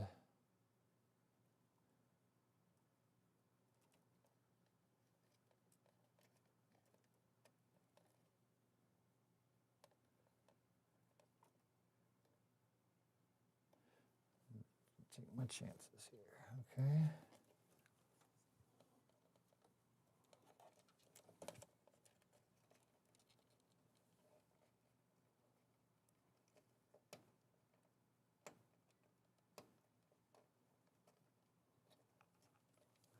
Okay, so I've got, can I get that? Very hard to see as you get older, but 1, 2, 3, and 4. Eventually, you get it. Perseverance. Okay, so that's in. And then the HDD LED is the first two. Right. And then the negative would be, positive would be on the outside. So I'm thinking like that. Okay. So she's all in. You can see everything is in there, plugged in on all those headers. And look at the USB header real quick, and I want to make sure because there's 2 USB headers down there that I want to take a look at. So M2 power, USB 3.2 Gen 1 front panel connector. That was the blue one that we, excuse me, that was the blue one that I showed you before that we plugged in the motherboard. And then the other USB 3.2 Gen 1 header is the one that's to the right on the motherboard. So I actually had it plugged in properly the first time.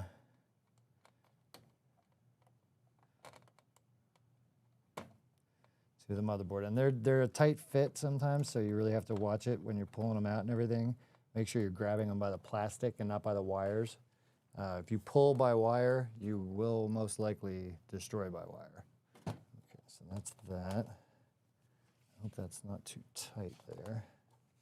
It's a tight connection between the motherboard and some of the wiring because of the Roswell power supply being a little bit big, but it shouldn't be a problem. Okay. And the fan headers, we got the fan and the pump headers. Okay. Now, what we're going to do is we're going to put in the CPU and apply some paste. I have the Protronics Series 7 thermal paste. So you know it's good. I have no idea. It's supposed to be good. So it got good reviews, and I bought a big-ass tube of it because, of course, I use it to build systems with. And this, oh my God, I'm gonna have to clean that. That is bad. And oof, I'm gonna have to clean that. Okay. So we can do that. And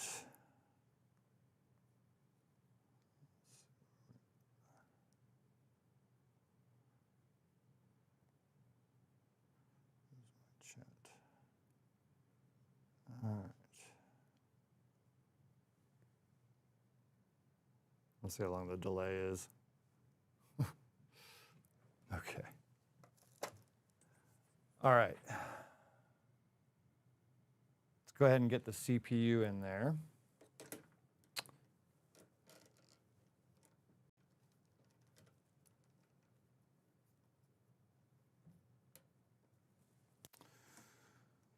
Take a look. Okay, again, we've got our power header, USB 3.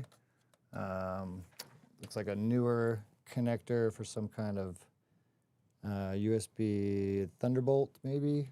We'll have to look at that, but we don't need it. And this is our little CPU socket. We lift that up, and we take this off. This just tells you, join the Republic. And I'm already joined. All right, and then we lift that up, and then your 11.9K, excuse me, Core i9 goes in here. Any day now. All right. So this is how it comes now. They used to come with fans and other things and that kind of thing, but it's just the chip now. And I think you'd still get them with fans, but usually you just buy them by the chip because you're putting in your own cooling situation.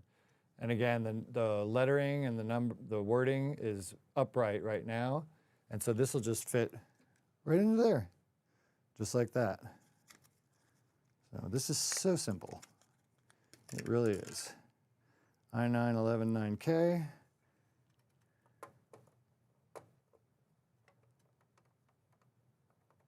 Okay, got a little wiggle there. You can tell it's seated inside that little recess. Lift up, go back, feel the tension, and boom, we're done.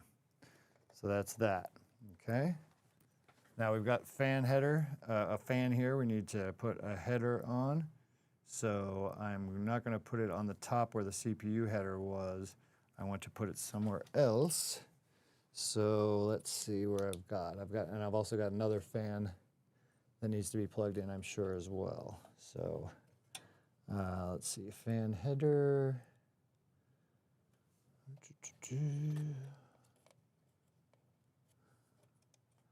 There's another fan header. There's two more right there. So I should be able to, that may not be a fan header. Let's take a look. Again, if you're not sure, take a friggin' look. So two at the top and at the bottom. Okay. So this one could be an issue. So if you see, there's ones at the bottom, right? So I'd have to go like that, and what would I have to do? Like put it here. So I'm gonna probably just put it up at the top where the CPU one is, because there is a slot open for one. So again, the connector, hard to see. The connector there has ridges. You can only go in one way, and even if there's 4 pins, you can put it in a 3-pin connector. You just have to put it in the proper orientation. Give yourself a little wiggle room, and then find that little plastic tab and just get the, come on. It can be hard to see sometimes. Like I said, if you use the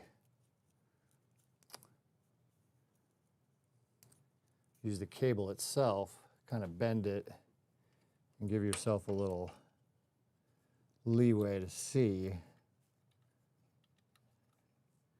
And again, some people plug the motherboards in first and do this. I think it's much easier to do this, but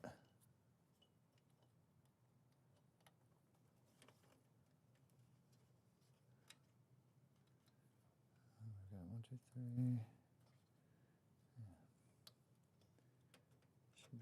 Okay, there we go. Okay. So again, you're kind of putting the stuff into the machine getting a lay. Hello? God, these things turn off. I cannot believe this. Well, it's been fun. It's been a fun day. I'm not having a problem. That's all right. I'm having all kinds of problems, but I'm not having any problems. Do I have this thing? Why is this not on? Why is this not on? That. There we go.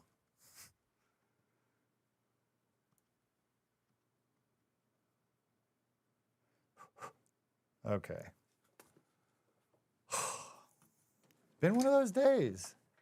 But you just plow through. You keep going. All right. Blah, blah, blah, blah. Where am I? We've got that. Power. Fan. Need our bracket. And okay. So we'll take this.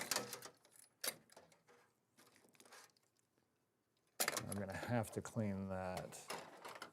That's terrible. Okay.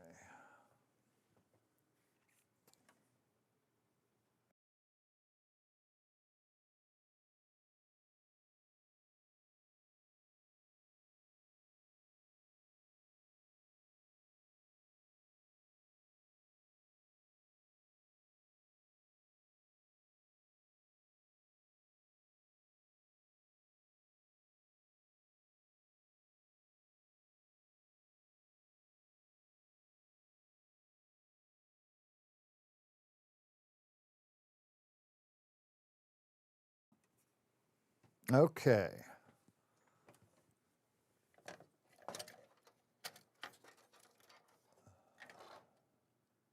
Okay, so we've got an extra fan header here that we're gonna need. This is a, oh, this is why, okay. I've got the two fans. I can install you over here, put you there, and yeah, we'll get that going, okay. So we got that and we got that. And then this goes right here. Okay, should I do that now? Let's see. I probably would prefer to do it like that. It really is better that way. Okay, let's do that. Again, this is one of those things where used PCs, working on PCs where you have to upgrade stuff. You just got to make sure that you're getting the right things.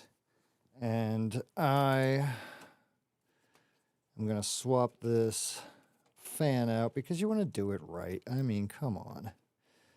Bottom line is no matter what happens during the process, you know, I wasn't prepared for sure. I mean, I just came down here to play around and upgrade my son's machine, wind up building him a whole new box from a whole old system, which is crazy ridiculous.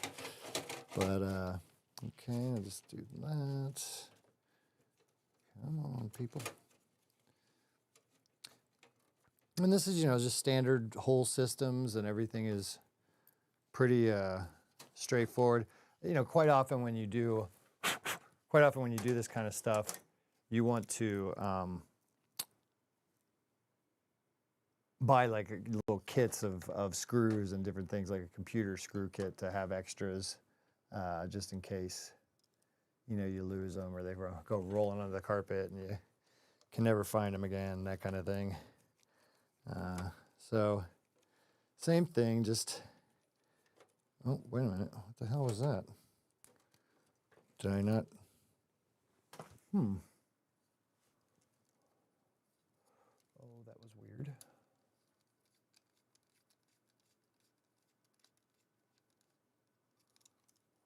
What the? Yeah.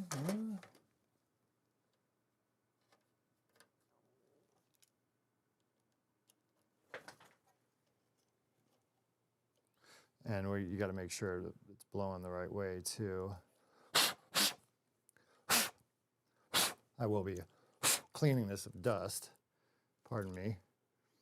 La, la, la, la, la, la. You're gonna do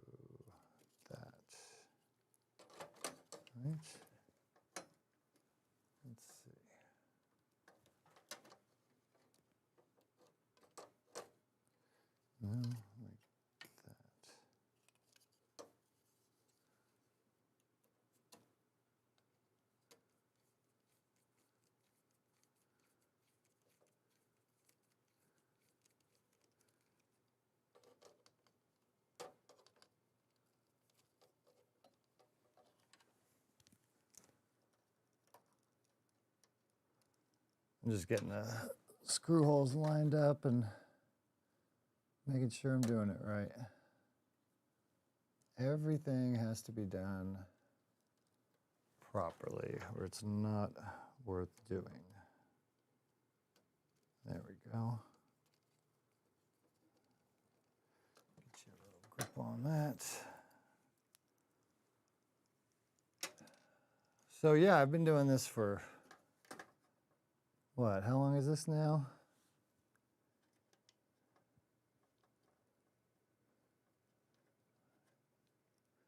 "39 years. Holy crap. And actually it was more like 40 because, or 42 because I was building other things too.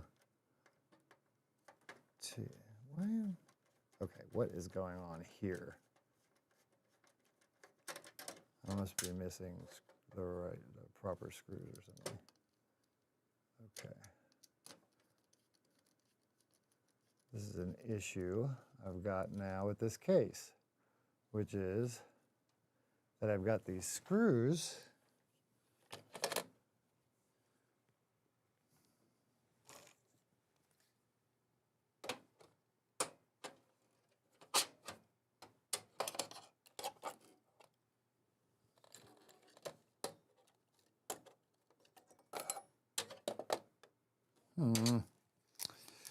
Okay, I'm having a time of it.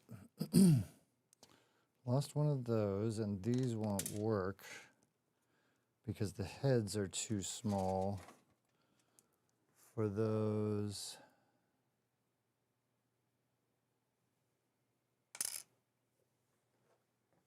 Why? I mean, those are giant gaping friggin' holes. Huh. Just so you know what I'm looking at, the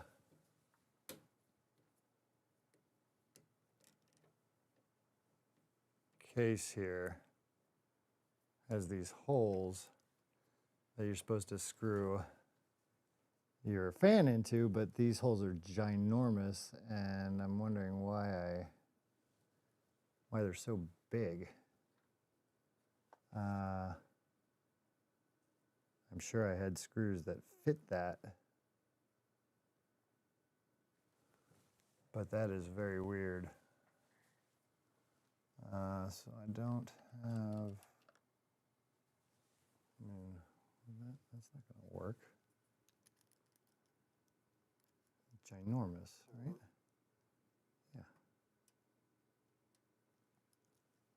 Yeah, I have no idea. So if I take the fan, put it up like that.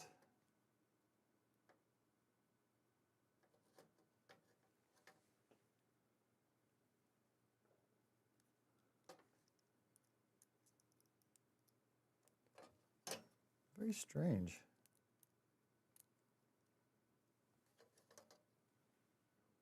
So there's a hole here, it looks like, for a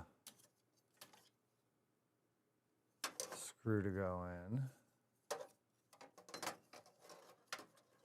And I can put that one right there, right?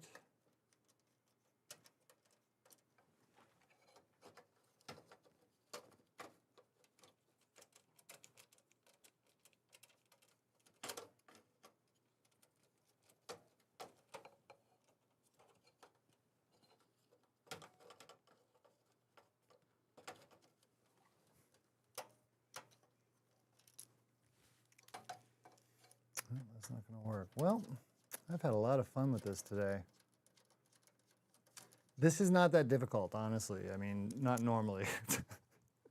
With all the issues I've run into, it's not normally this hard. It really isn't. I'm using old machines, stuff I didn't order right. But I am very confused as to why I have these giant gaping holes in this fan area, and I don't know what I'm going to do about it. So I'm going to have to think about this for a while. And until then, why don't we take a break for a few, and I will be back, and we'll talk about we'll talk about some stuff and things and just kind of see what's going on. So give me a minute and I'll be right back.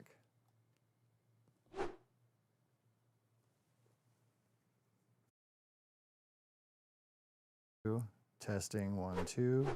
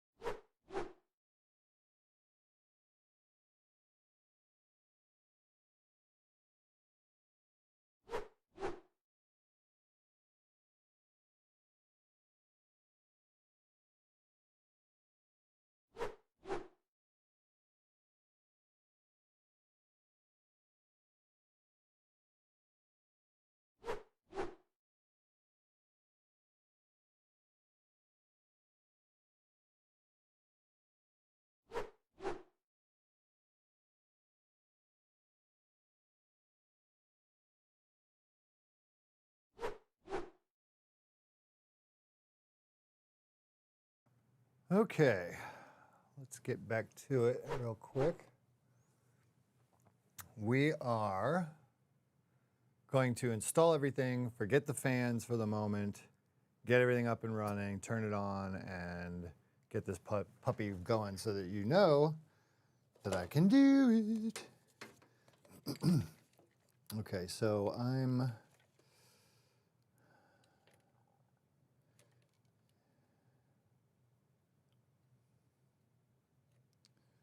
I wonder if I put that there like I was gonna, that might actually work. Okay, so let's see, what's the proper orientation for this? Basically what you just want to do is figure out where everything is sitting, and yeah, you can do it like that. And then, yeah, that'll fit. Okay. So I will go ahead and mount this and see what I can do about putting it that way. Maybe that'll work better, because these are big heads, and these will catch, I believe, on the bottom here. So sometimes you're forced to do something that you didn't think you were going to do, i.e. putting putting the CPU cooler on the back instead of the front. And, you know, really not a big deal, but you work with what you have. And so if I had, you know, a bunch of bigger screws or whatever, and I wanted to mount this to the top and not the bottom, you know, we could potentially do that. But the thing is that I don't have screws that would work for that. And this will be fine, because this is kind of how it was intended, I suppose, to go in this case, which is how we had it mounted to begin with. Pardon me. Which means that I didn't need to uninstall that fan to begin with. But, you know, again, this is a process, just like with anything else, building Legos, doing whatever. You're going to maybe sometimes have to backtrack, think about what you're doing. But it is, again, far from rocket science. We are very capable creatures, and we can do a lot more than we think we can. So I highly recommend to anybody wanting to do this. See, you can do it. It's not hard. I'm screwing up all over the place and I'm doing it. But yeah, no, it's sometimes you have to do what you have to do. And in our case, it would be putting the CPU cooler and fan assembly on the bottom. And then I believe actually it was probably a good idea for me to have pulled that fan off the top, because then I can use the one that's connected to this one as an extra in series. I can put that one on the top and then take the spare one and move that to the front when I have time. Because my son wants his machine up and running, for sure. So long screws, these are going into, oh, that was weird. Long screws, these are going into the radiator right now on the cooling unit.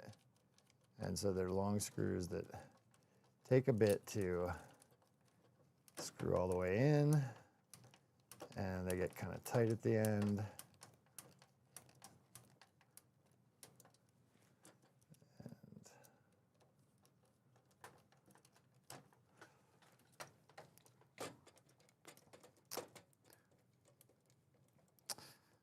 Tighten them up again, making sure that everything is lined up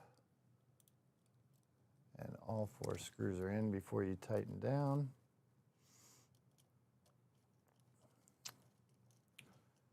So yeah, I am plugging along here. We are still working hard at StreamCatcher Society to build a lot of stuff, but right now, you know, one of the problems that people have, that we all have, it seems, is that we don't have the people or the money or the time, or all 3.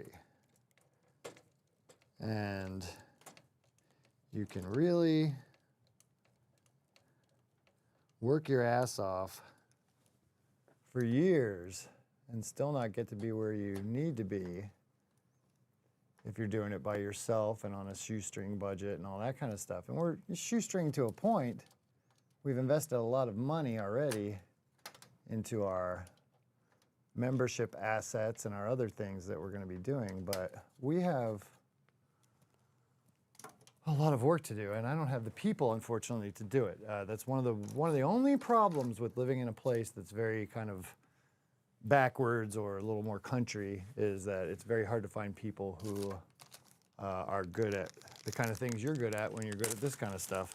So if there's anybody in the Charleston, West Virginia area that would like to apply for an internship, I'd be more than happy to talk to you about it. Again, this is our 64 gigabytes of RAM from our old gigabyte system. And we've got that. Okay, so now let's see. Let's bring you back up. Hopefully you'll stay on. Okay. And there we go. Go back to here. All right. So now we're taking a look at everything again, making sure that nothing is wacky as far as where wires are routed and all that kind of stuff. So yeah, we got to go back out. We want to make sure we're clear. So here's our other one. And there's that. Okay. So again, we've got this fan right here, which is plugged in series with this CPU cooler. So we're going to install that up here, right there. We're going to install that there, and then this one, let's see, we've got the power that still needs to be powered here. right? We still need to plug in that SATA power, so we can't forget that. But it looks like we're good to go with everything else. And okay, so now this, let's see. And make sure we're doing this right. We've got the fan. Okay, so yeah, we'll pull this. This fan right here, we're putting to the side for now. So this fan has a power header. It's a 4-pin, as you can see. So that 4-pin is going to go on the fan header down here, right like that. And that's for the CPU, so that'll be perfect. And again, you're not going to blow stuff up. You're not going to cause the meltdown of the universe. The chances of you blowing up a computer part when you're assembling this stuff is extremely low. They've really toughened them up.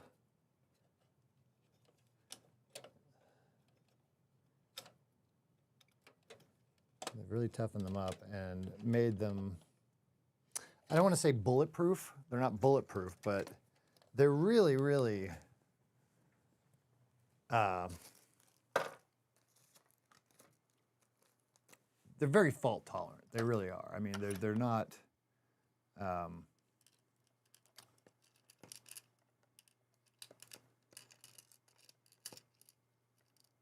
They're not easy to blow up. You know, they've made these things so that they don't have to have returns all the time. And that's just the way it is. Okay, so now we've got our other fan that we've got here. And make sure I put the right way. No.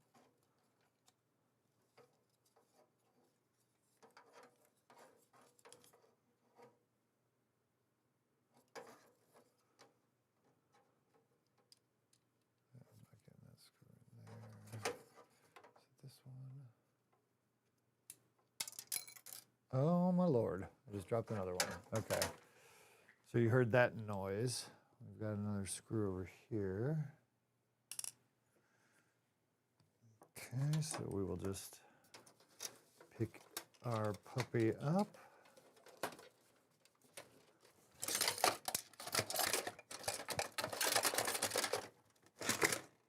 All right, that didn't help.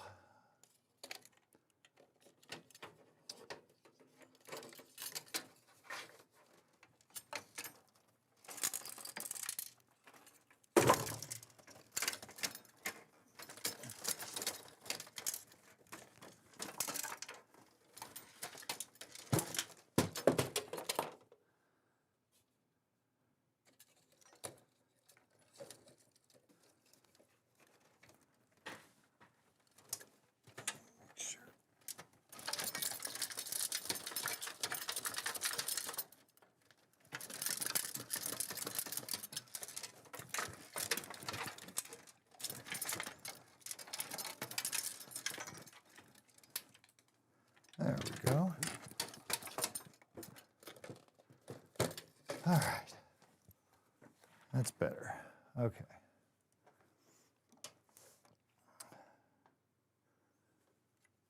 Okay, so we're not getting...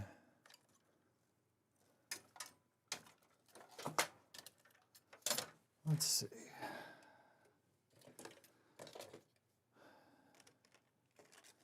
And this is where other screws come in. Ah, that's those, yeah.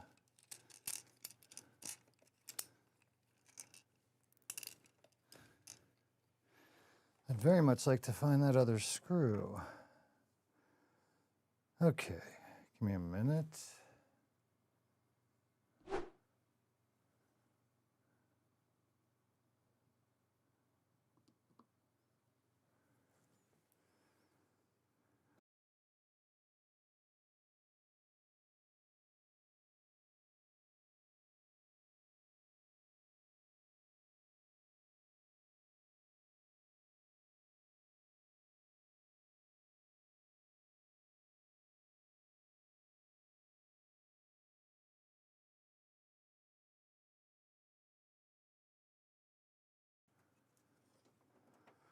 All right.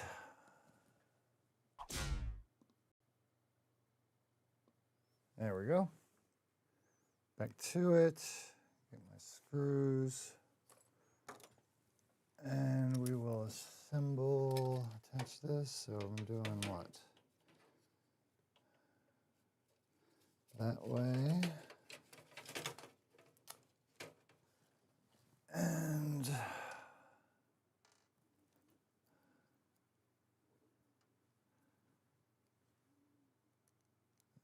we go.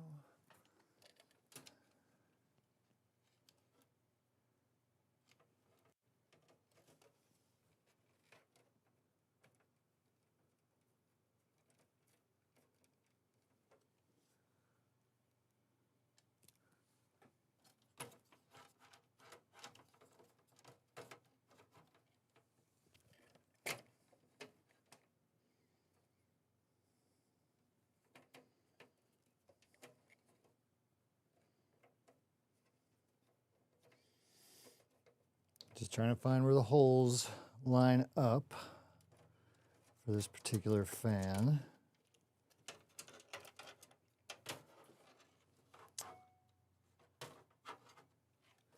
So, yeah, those little ones. Okay, so this one. So the idea here is that even though you've got some, industry standards as far as fans and different things, you're going to have different fans and different options that you want to install, whether it's like, a really big ass CPU, double CPU cooler, something like that, or just a bigger fan. All of those things are going to be possible because the manufacturers put holes in key spots where you'll get matchup to most industry standard stuff that you'd want to deal with. So it's just a matter of finding which holes line up with the proper fan and everything you're doing, and then making it work.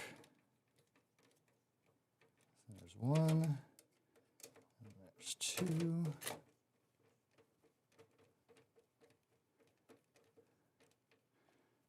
I've got another screw I've got to find, but until then, I've got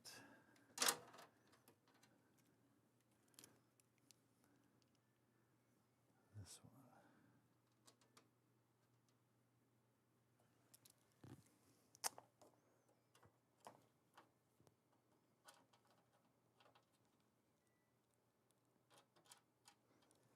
one.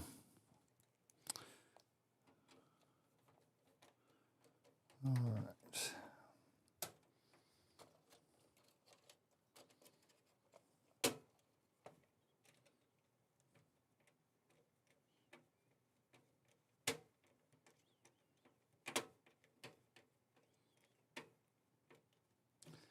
Okay, that's good. You're in. All right. Okay. We're getting there. This has been a fiasco, by the way. This has been a complete and utter fiasco. From ordering the wrong CPU to ordering the wrong motherboard to having to switch out machines, it's been a nightmare. But you know what? We're doing it, and we're going to get it done. Okay, so I've got everything I think hooked up how it should be. I've got to do the motherboard back plate. That's not the right one. It's gonna be, there we go. So this is my son's old motherboard with the i5. We'll be selling this as well in a machine. This is the mounting device that this comes with. So what you do is you take off these 4 screws here. There's 4, actually they're what they are is mounting posts. So these are the, show you real quick. These are what mounting posts look like. And then the mounting posts for the motherboards have this top screw part removed, and it's a female, so that you can screw this down and then a screw goes on top of it. So kind of hard to see, I know. Okay, so let's go ahead and get off of that. And again, you put the back plate on the back of the motherboard, i.e. the term back plate. And after that, you screw these on, tighten them down, and once you've applied your thermal paste, CPU paste, thermal paste, and smoothed it out to a nice thin layer, you can then put down your CPU cooler on top of there, bolt it down, and you are one step closer to success. And keep unscrewing me, thank you. All right, moment of truth with the LGA 1551 to LGA 1200. So this will go right here. So I'm going to pull this up, all right? And then on the back of the motherboard, I need to plug that in again. On the back of the motherboard, you've got the holes, which hopefully will line up. Yes. Okay. So now that you've got that on, you can simply put back these 4 risers that will allow you to connect.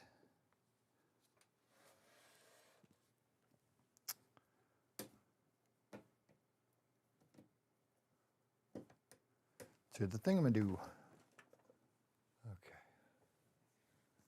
So yeah, we just basically take these guys and go into here, making sure that we've got the right setup. Push that through.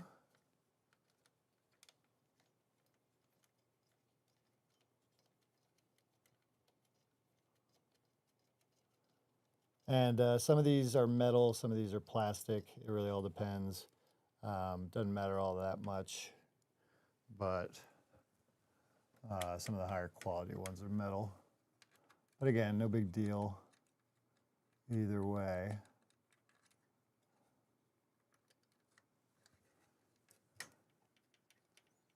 Okay, and I got the second one there.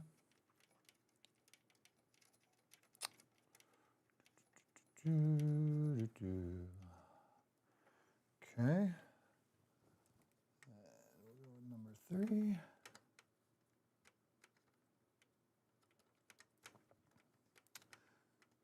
So I do like the liquid-cooled systems.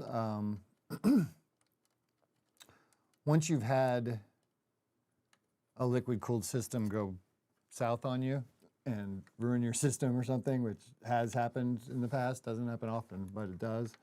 A lot of people shy away from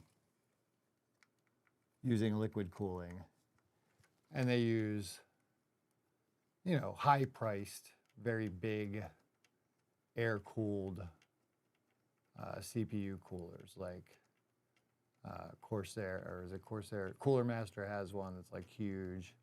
A number of different manufacturers have them, and they're air-cooled, so they're not, you know, they don't have any liquid that could possibly, you know, hurt your system. But then again, I haven't had any problem with these liquid coolers. Just like with anything, with a fan or anything else, things can die. So, you know, you might, you know, you have to maintain it and, you know, make sure that everything is good. But you're not, I don't think you're in danger in any kind of way nowadays in a typical situation running a liquid cooling system. So we've got those posts in. then at this point, we'll be able to take this and pop that on there once we have the cool, CPU paste. So I'm going to move this. Let's go ahead and move this out here. All right. And move that right there. And then what I'm going to do is take some of this thermal paste, and I got to get a card real quick. Hold on. Okay.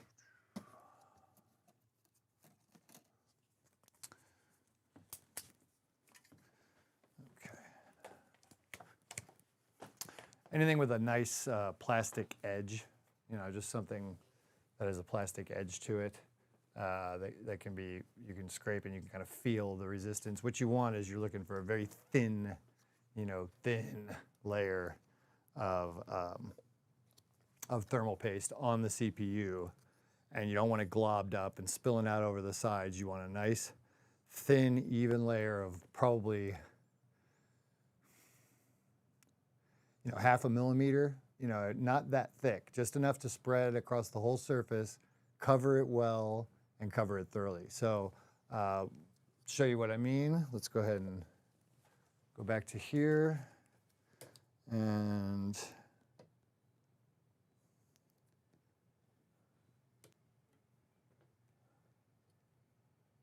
it's kind of hard to see with that overhead light on, but all right, so there's the CPU, and really all we have to do, take our little cap off here that seals this nice and tight, and we're going to take and spread some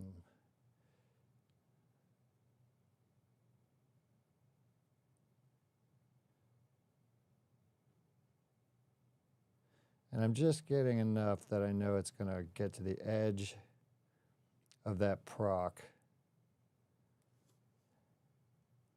so I can come back. So if you can see that little ridge there, it's not much, but it's enough to take it and go like that and like that. And if you get a nice thin layer, and if you miss any or you need a little more, you can always put it down and then just kind of spread it where you need it.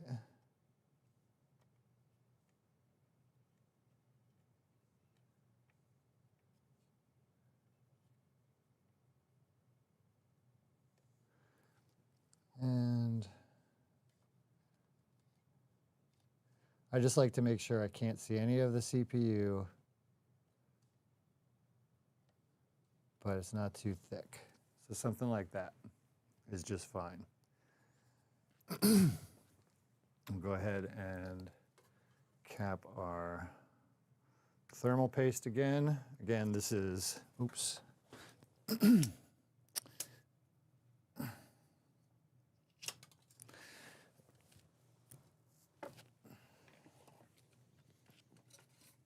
Okay, sorry. Again, this is Protronics Series 1 thermal paste for CPU, GPU, and LED applications. Always good to have a nice tube of this stuff handy. Thermal paste for CPUs. Okay. Now we have our bolts that we put aside for this particular thing. And our other ones, I don't know what those are for. We always wind up having screws left over. Always. Never fails. Okay, those are for the GPU. And now that we've got that done, we can take the CPU cooler, bring it over here, pop it onto the posts like that, and you can feel it seats right down on there and just kind of suctions to the CPU, because that thermal paste is nice and sticky. It will stick really well. So I'm just, again, I'm hand threading these big screw bolts, whatever you want to call them, into the top. and just hand tightening them until I can go in with a screwdriver. So we've got that. These USB 3 headers, front headers, I hate them. They're always coming out when you move stuff around. I mean, when you're good, when you have the machine going and you're good to go, they don't move. But if you're constantly messing with machines like I am, those USB 3 headers can be a pain in the butt. It can all be a pain in the butt, but you know what? It's totally worth it. And it's not that much of a pain in the butt that it's not worth it to do, because if you were to open up a machine by a company called you know who I'm talking about, you'd be shocked. Their stuff is a lot of it's just garbage. Okay, that's turning good. And one more. So, barring a major problem, I'm worried about that one power connector, but not worried as far as it blowing up or anything, just worried about it not turning on. Okay, now we're hand tightened, and we're gonna go in and give it a nice crank and make sure everything is nice and tight so it's seated really well. And I was able to turn the Corsair logo around so that it is in the proper orientation as well. Now, we are close. So what else do we have? We have our speaker. Okay, that's another speaker. So I already have a speaker in there. All right, yeah, we're gonna go ahead and do this. Now we will put in our graphics card. So graphics card goes in like that and then seats into the PCIe slot, and you just kind of put it in. There's only one way to do it. Pops in, and then there's a little latch here right on the other side that you have to push down in order to release this from the PCIe slot. It's a safety feature. I've broken off more than I can count. They're a pain in the butt because they get stuck. But they're all right. Okay, so now we've got this. And you don't have to put 2 screws in a graphics card like this, but it's nice sometimes, especially if you're moving stuff around or plugging or unplugging stuff. It's helpful to keep it seated where it should be. And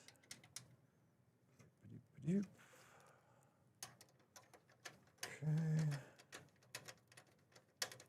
So you are tight. All right.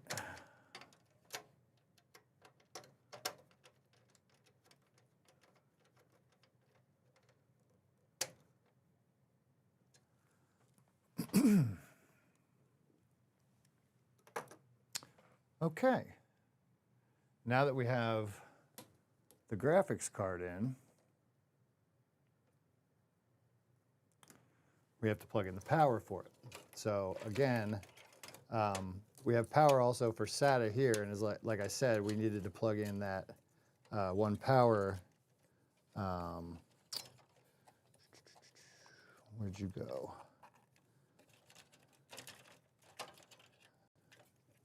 Right here. We had to plug in that power, the SATA power for the CPU cooler. So we can just plug that right into a SATA port here, making sure, of course, we have it in the right orientation. And then that's good to go. Now, the graphics card takes 6 and 8 pin. So you've got 8 pin here and 8 pin, and you just split off the second one, and you go like that. So there's, again, only one way this can go in. So front, and then you pop these two, you put them together in your hand like this, and you pop them down. If you can see what the hell you're doing. Okay, come on, there we go. Okay, so kind of just, hold everything as you're pushing stuff in, that way you're not breaking things or whatever. at this point, I believe that this should turn on. So let's go ahead and try it. Why not?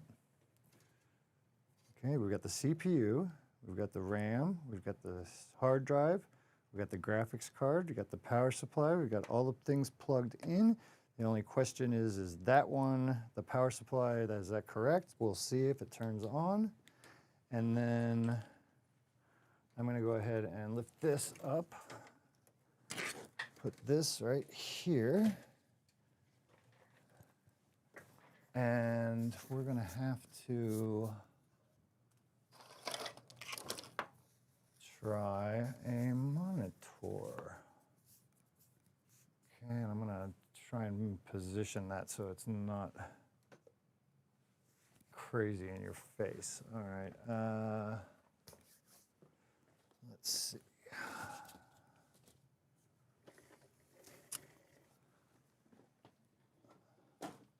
I'll have to pull out an old monitor for this test.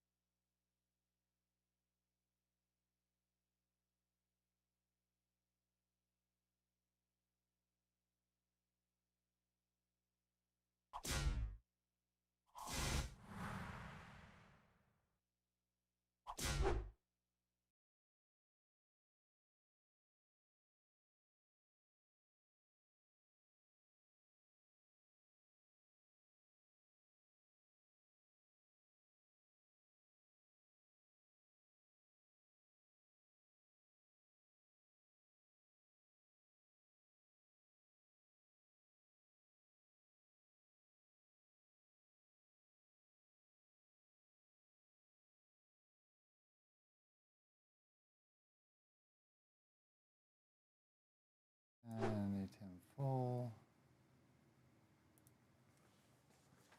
And there I am. All right, so we have the machine up and running. I just turned it on, and it actually took about 3 or 4 times for it to boot. So it booted once, I didn't get any screen thing, I got a beep. I did it again, turned it off, did a full power cycle, finally got it to boot, and as you can see, this is the, well, you can't see it at all. You can kind of see there's the BIOS screen, so everything seems to be okay here. I'm gonna go ahead and we're gonna go F7 to do advanced settings, and then we're gonna go F5, systems default, and we're gonna load optimize defaults, and then we're going to AI tweaker, and we're gonna change that to XMP1, DDR3200, and I think it's an 11th gen Intel Core i9 at 3.5 gigahertz. I should have hooked up the other monitor, but I'm just showing you that it's working. So right now, so under boot, I'm gonna exit. I'm gonna go ahead and exit and save changes and reset. And okay.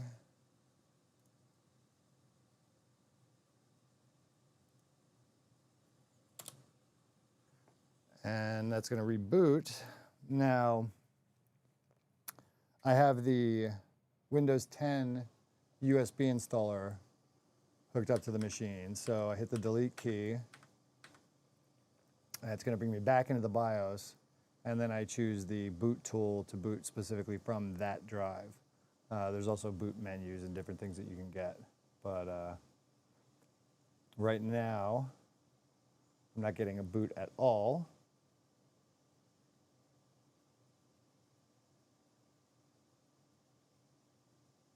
So that's interesting. So I reconfigured it, ran the XMP1 profile. It just shut down, and now it's coming back on. So every motherboard, BIOS, chipset, all those things combined, different times for different things. So if you expect a boot, and don't get it immediately, give yourself a second, take your time, have patience, and hopefully things will come. So the system has only detected a single 4-pin connector connected for the CPU.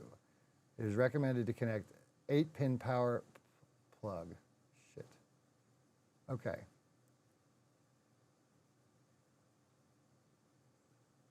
So it definitely wants that 8-pin power plug on the motherboard, which is weird. And I've never seen that before, but it's working with 4 pins. So let's go ahead and just Control-Alt-Delete this again and see if I can read what that message says, because it shows up pretty fast. Let's see here.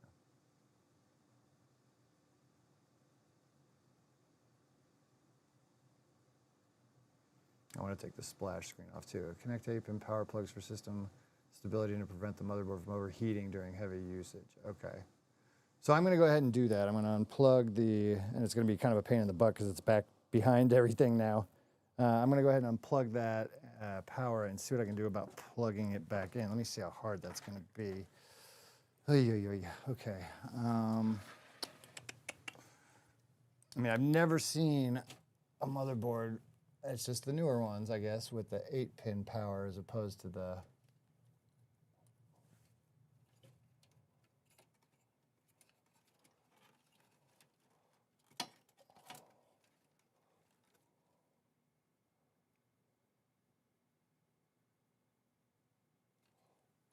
So U1 and the other one is something else. And I wonder if I just took up the power.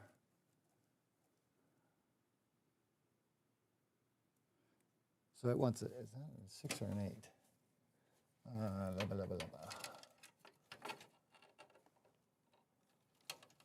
Yeah, that's an 8. So I have to do, let me see if I can lay this down.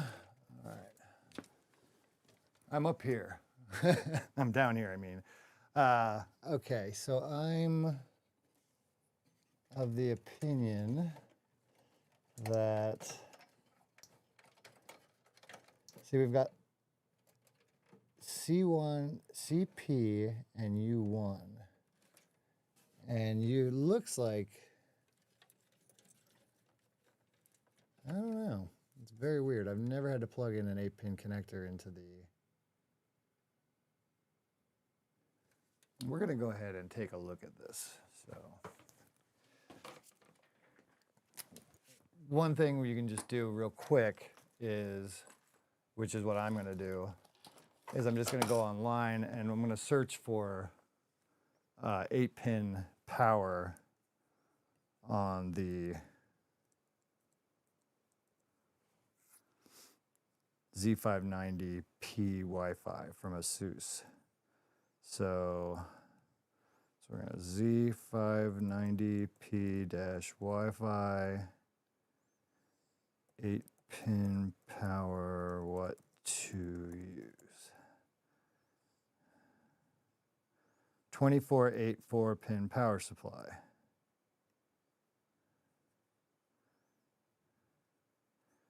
So just upgraded. I think you need the extra 4-pin if you're going to overclock your CPU and stuff, but I could be wrong. Okay. So it's wanting more power for the board, which is fine, but I'm wondering if I can plug in a PCI Express power. He can't even overclock it.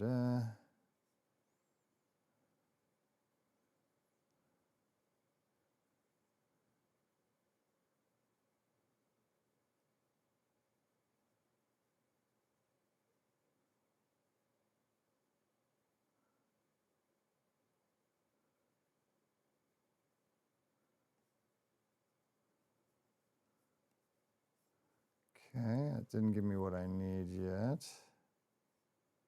8-pin CPU power connector.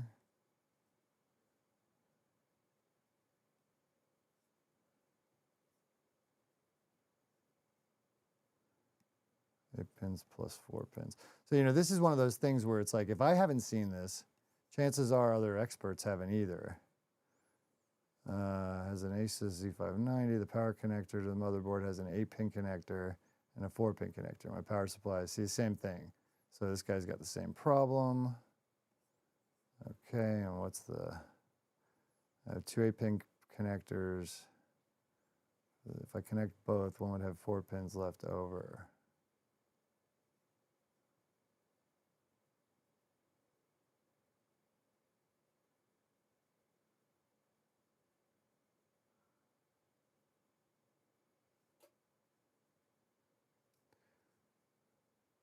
What I'm looking for is to make sure that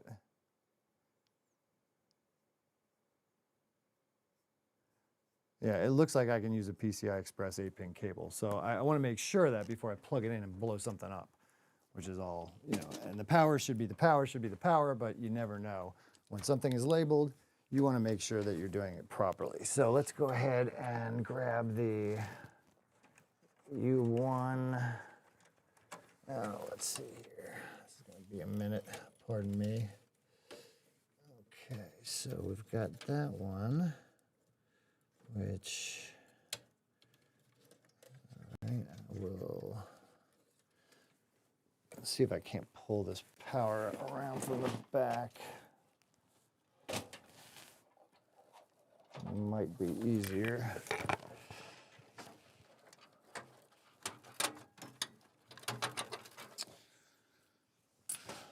So in case you're curious what I'm doing, I'm pulling the power for an 8-pin connector to the back of the machine so that I can snake it through and put it to the back. But you know what, for now I'm just going to try and plug it in the front because I don't have the time to wrestle this. I'll go ahead and, so we've got the 8-pin. Let's go ahead and take that, put that there.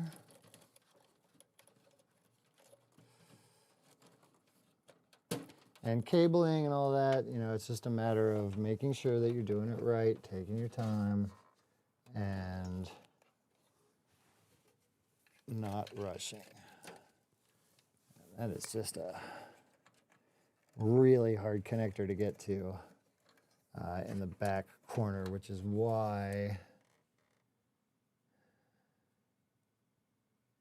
I may have to take out the CPU cooler fan again. I'm hoping I don't have to. Let's see here. Very tight fit, very tight. Come on.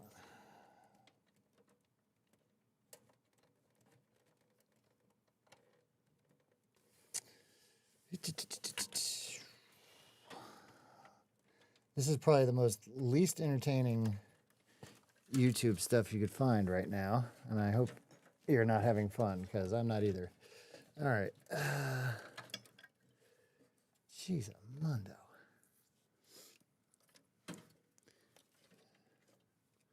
I could do it. I could do it.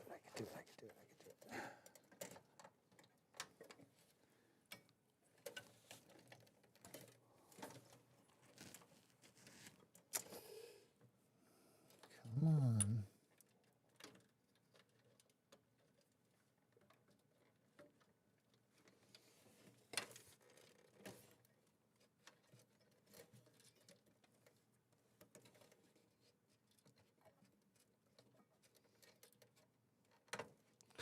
Okay.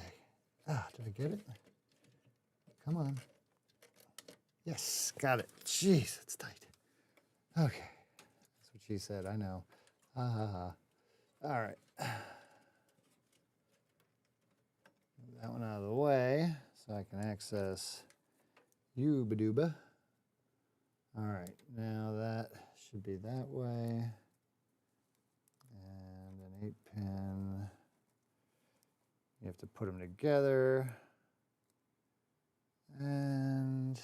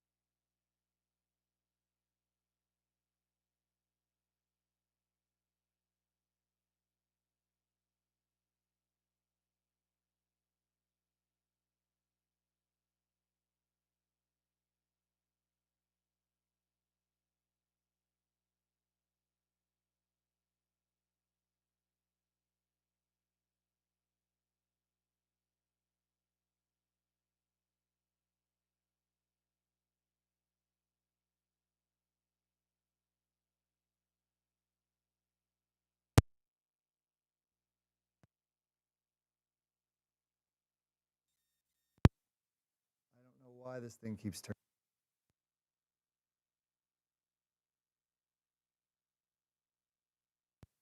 Why do you keep turning off? Why? Why do you keep turning off? Okay.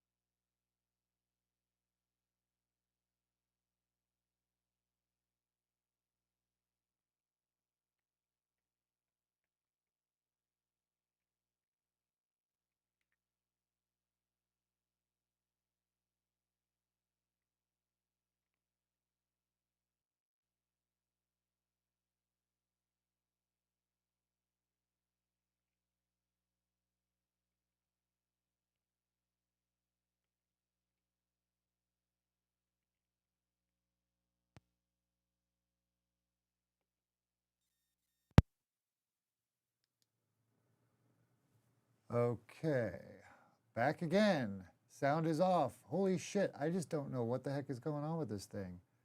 This is ridiculous. Okay, so I'm gonna pull you and get you and record. Okay. All right, so I am still struggling a little bit with this thing, and I'm going to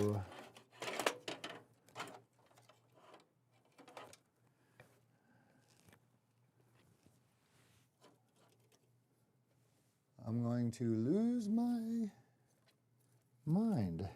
What is going on here? Okay, you've got that. There we go. Okay. Now, we've got these two that are causing problems. And I apologize for doing this like this. It's just I didn't plan on this at all. All right. I've got to get a good handle on that.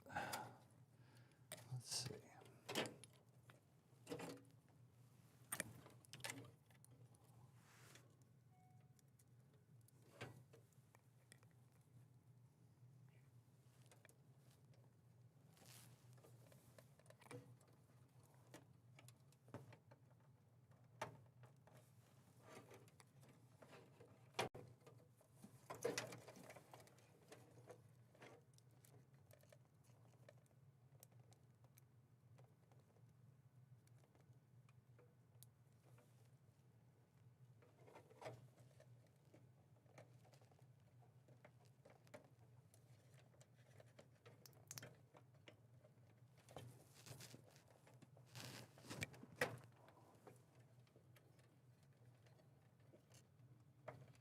Uh-oh.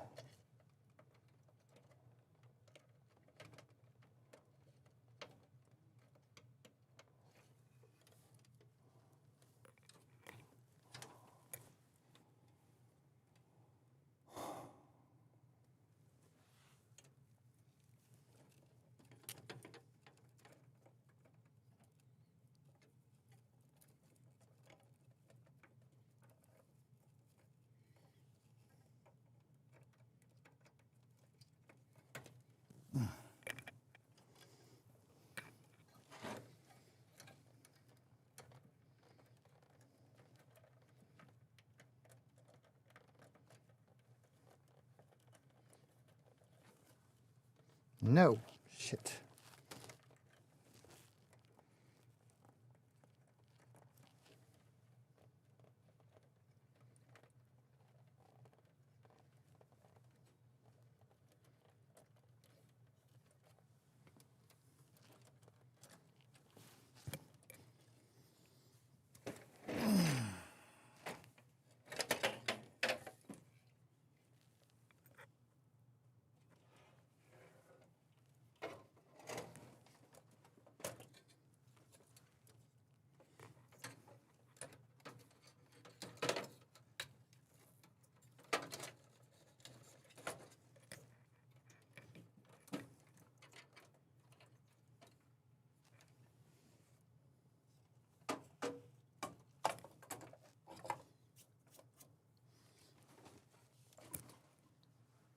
All right, give me a second.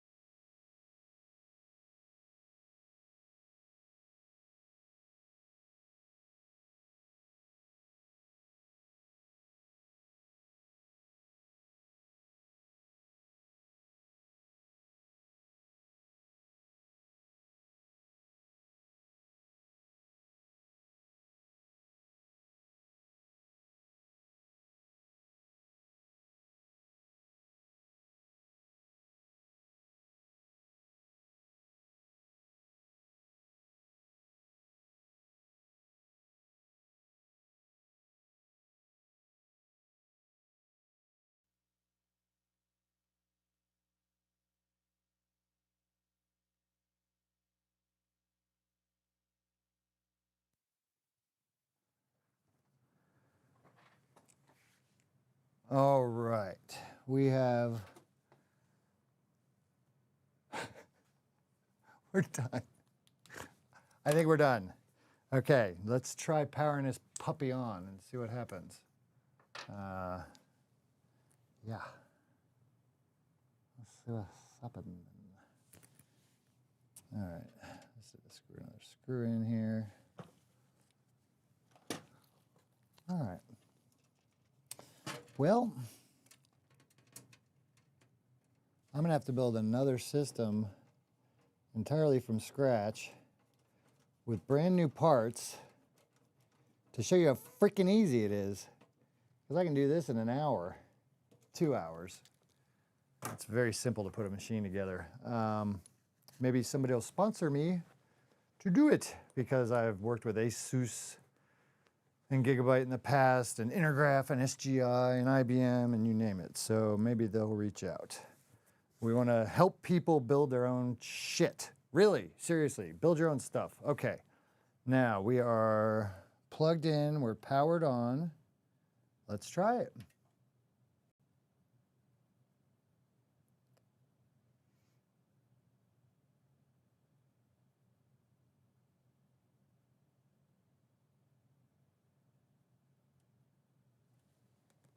Nothing.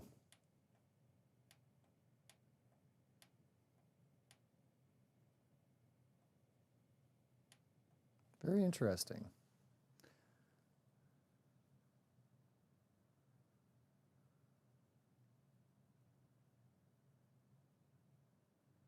So maybe the 8-pin.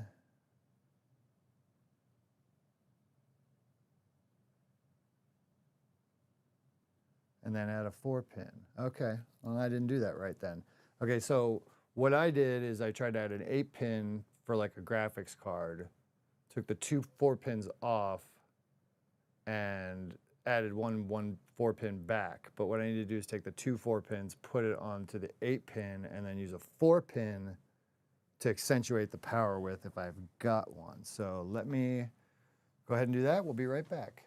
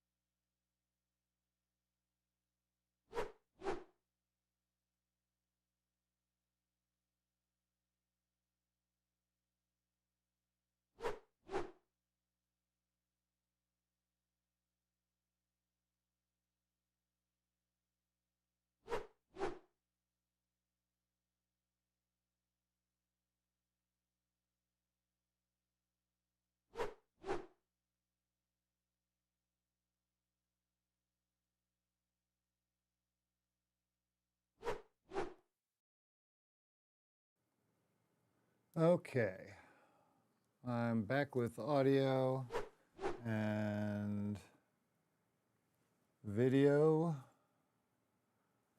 So, today's been fun. It's been interesting. I haven't talked hardly at all. I've been doing a lot of tech and a lot of installation, and it's been a lot of fun. No, it's gone horribly wrong. But actually it could have gone a hell of a lot worse. Nothing's broken, nothing's destroyed. I got everything to boot. Right now I am taking a look at, well, I'm actually taking off the back CPU cooler and core, liquid core assembly, because I could not get to the power header. And it is the weirdest power header. I don't know why I don't have another power header like it. And this is just a newer kind of motherboard that it requires 8 and 4 pin on the other header, but it's definitely something I have not seen before. And again, you know, when you work with technology and you're good to go, and then you wait 3 years before you install a new piece of technology, you run into little issues that were unexpected. So what I'm doing, being down here under the desk, is running into that unexpected issue of the power and not knowing what the heck to do about it. Except for finding a 4-pin connector that will go to my that'll go to the motherboard, or that'll go to my power supply, excuse me. I have other connectors, but I'm going to have to go dig them out for this Rosewell. And if I have to go find another 4-pin connector, I'm probably in trouble as far as time on camera. But I don't mind this being up. I don't mind people seeing all the craziness and me under a desk and all the other stuff, because this is what it takes. This is what you do. And even when you screw up, you keep going, right? You just keep swimming. Okay, so I've got the cooler out now. I've got the problem that I definitely do not, I don't think, have a 4-pin handy. So the CP and the U1 power connectors, if I plug them in this way,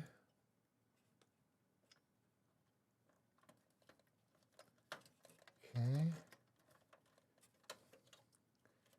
and so I wish I could show you what I'm looking at right now, but I'm basically looking at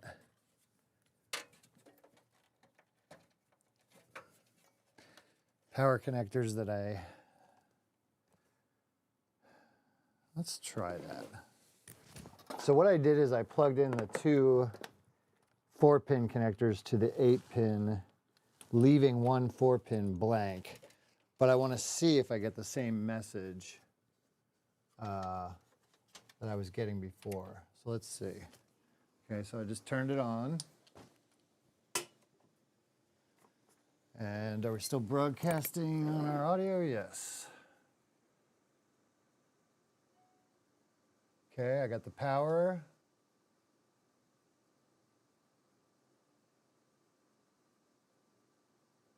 Got a spinning logo. And I have Windows up. Okay. All right, so again, trial error, new thing, figure it out. The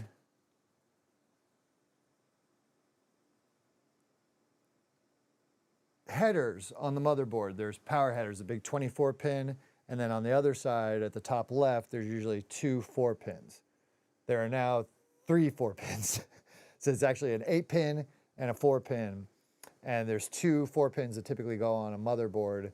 And then there's the other 4-pin that I suppose is there so that I can hook up another power cord to my power supply with a 4-pin on it, plug it into that part of the board, and then I can run overclocking and that kind of thing on it. But it was giving me the error before when I had the board plugged in 4 and 4 with the 4 in the middle blank, because I figured I'd power both sides. That didn't work.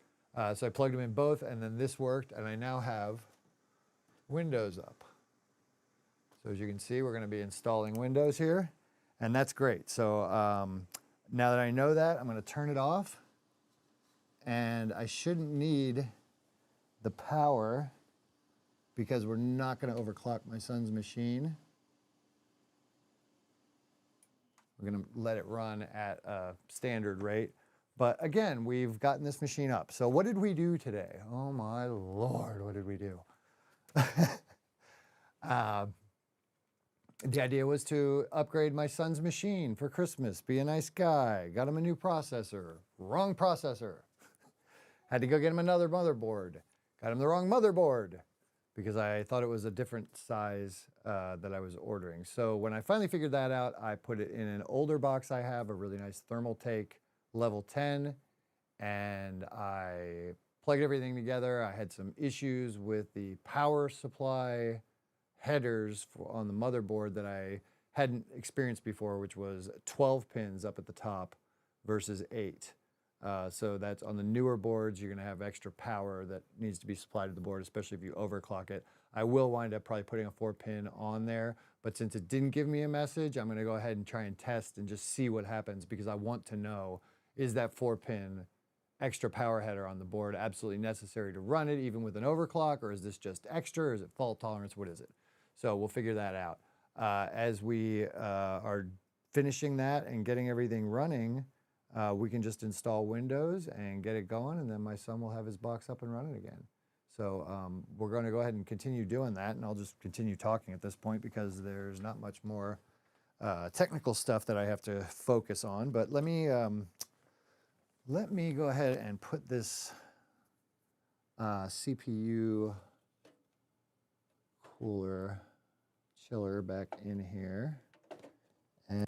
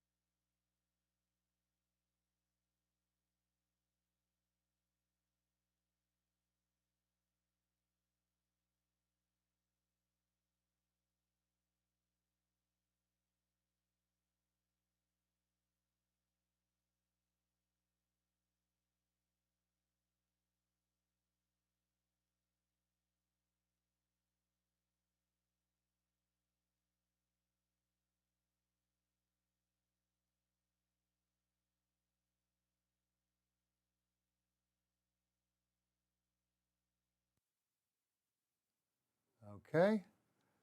Boy, this thing turns off at the drop of a hat. I don't know what the hell I'm going to do about that. That's terrible. Okay. Let's see here. One.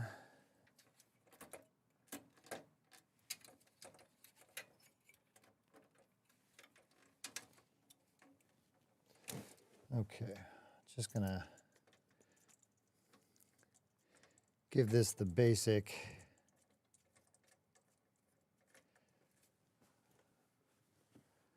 jobby job here so I can keep going. So, you know, learned a lot. I mean, you know, I learned to slow down when I'm ordering replacement parts so I don't order the wrong thing. I was looking at the RAM slots, the PCI slots, and everything else, making sure that it was the right board. But then I didn't have the right size board. It was an ATX versus a mini ATX. Or Mike, I gotta look at those acronyms again and see which ones are what. I know MATX, I believe, is the large motherboard. ATX is the regular. And then micro ATX, and then mini ITX? Is that how it goes? I think so. Okay. Now we've got you. All right.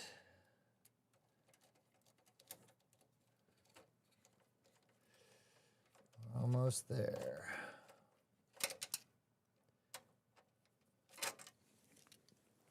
Ooh, that hurt.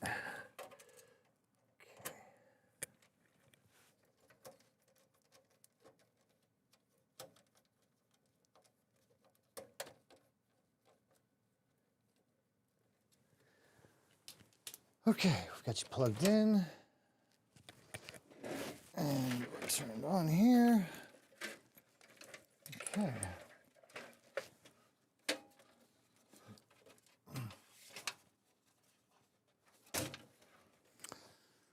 All right.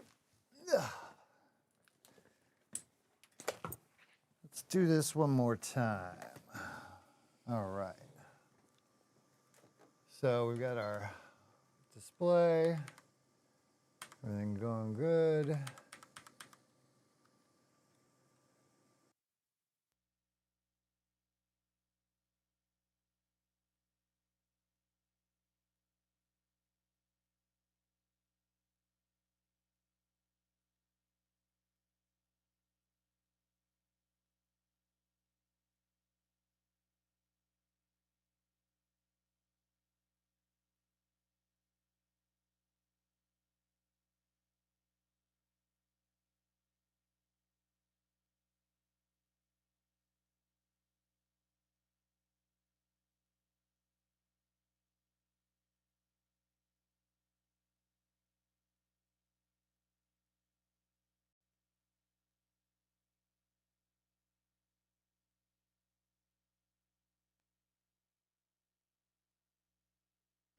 Are we up on this? Oh, okay. My wireless mic sucks.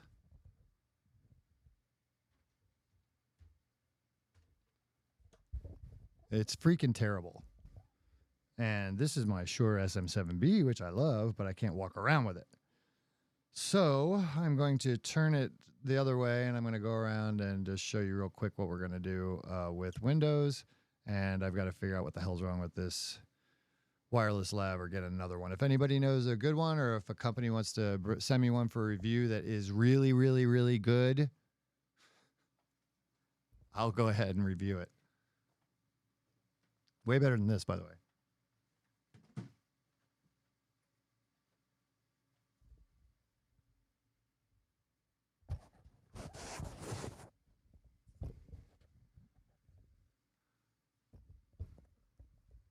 Okay.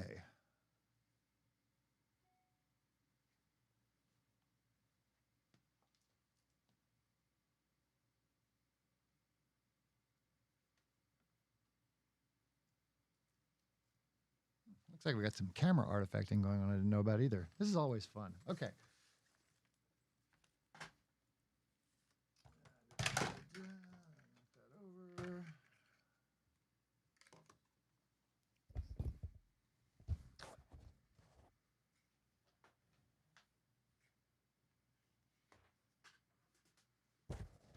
All right, I know it's going to be hard to see here.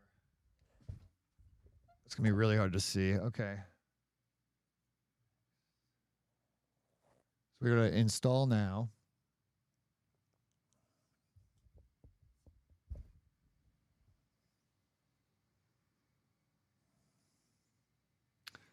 Accept the license terms. We're going to go custom install. So we see we got drive 0 unallocated space. Say new. Apply. Yes, Windows. I put additional partitions. So then you get, this is an UEFI partition. So you've got your UEFI partition map, a little reserved for the MSR. And then you've got your 2,000 gigabytes or 1.86 terabytes free. So we're ready for that. And there we go.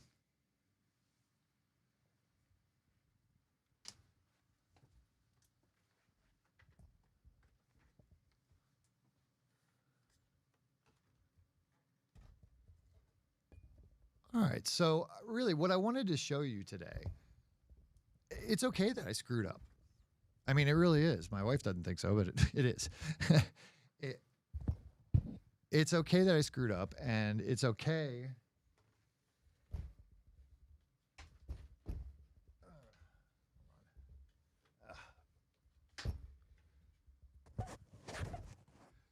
It's okay that you saw it too.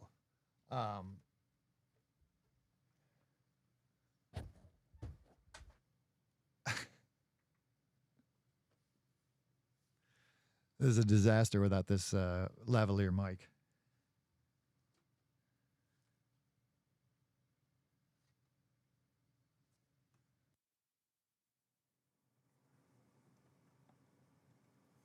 All right. See, I'm back on the lab again. I have no idea what the hell's going on. Okay, so the machine just rebooted again, and it's going to go through the installation process for Windows and continue. You've got the AMI BIOS that you can see here. And there goes the Windows again. So it's, it's running a typical Windows install. Windows 10 Pro. In fact, I didn't even get to choose that. I may have to reformat this.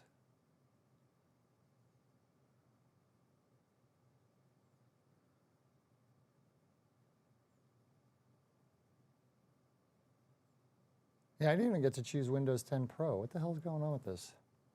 That's weird. So anyway, you can easily make a USB boot drive. Oh, I'm not even talking in the mic, am I? Yes, you can easily make a USB boot drive, install Windows on it. There's Balena Etcher. There's the Microsoft Windows tool that you can use. Any number of different things that you can build Windows with on a USB flash drive. Then just basically boot up your machine and install it onto whatever drive you want. So we're running it again.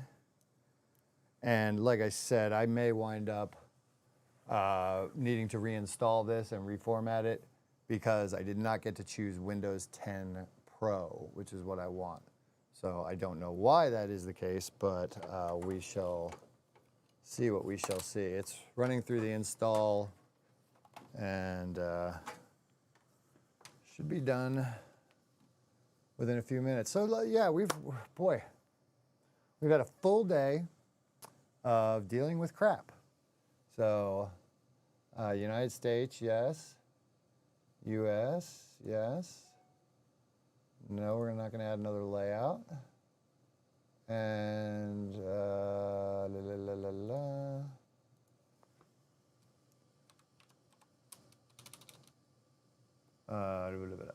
hold on just a second. Oh yeah, make it. Give me 1 second. I'm going to do my passwords.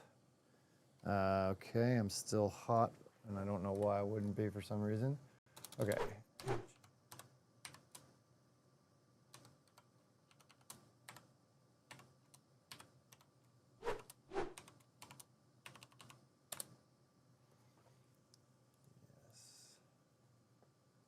Okay, so I'm doing Stream Life, my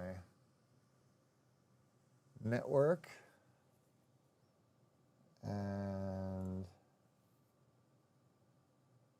there's more important setup to do from Microsoft.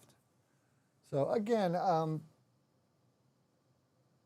this was, not an ideal situation. I didn't look good doing it, but in the span of, oh heck, let's see, 6 o'clock. So in the span of 5 hours, I realized I got the wrong motherboard.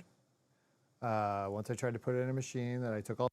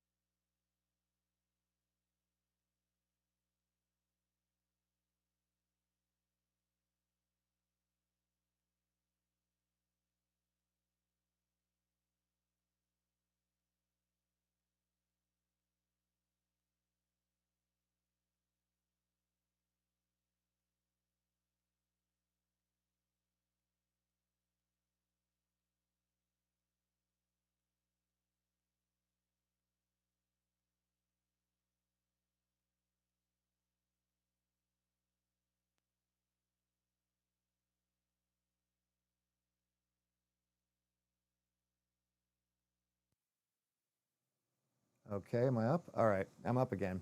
All right, these comic things I'm really getting pissed off about. They keep on dying on me, and I can't believe they've burned through 2 AA batteries in a matter of 5 hours. But maybe they have. Maybe they're just dying on me, and I don't know. I'm trying to keep from using the Shure right now because I'm moving around. So enter my password. I'm going to need my phone, which is where?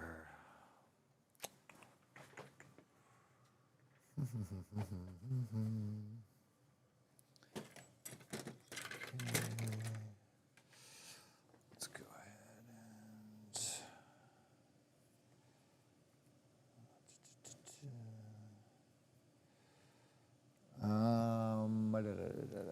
passwords.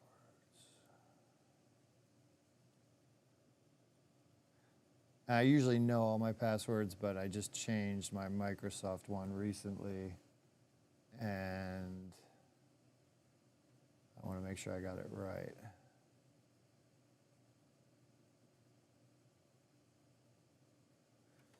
Okay. So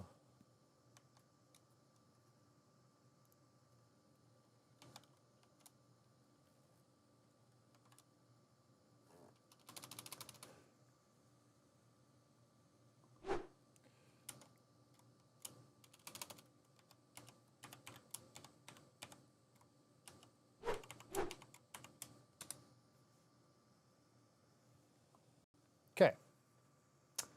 And I'm creating a pin.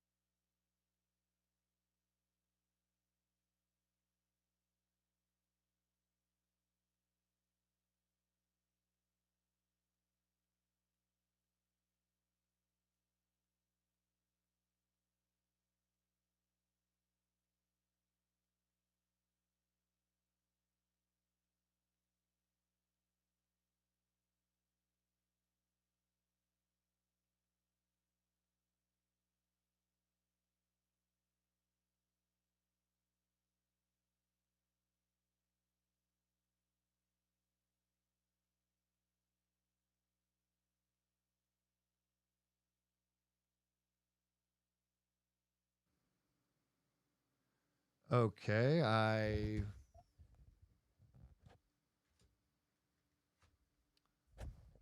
I'm done. I have had a horrible experience with this lavalier mic constantly going out on me. I have no idea if some of this stuff recorded or not. Uh, yeah, I want to thank everybody for coming and tuning in and hanging out today. If they did at all, I apologize for all of the snafus and the things that were going on. This has been a kind of a wreck. I see that there's flickering going on where my keyboard is even, and I'm kind of wondering about that. And I know what I'm doing. I really do.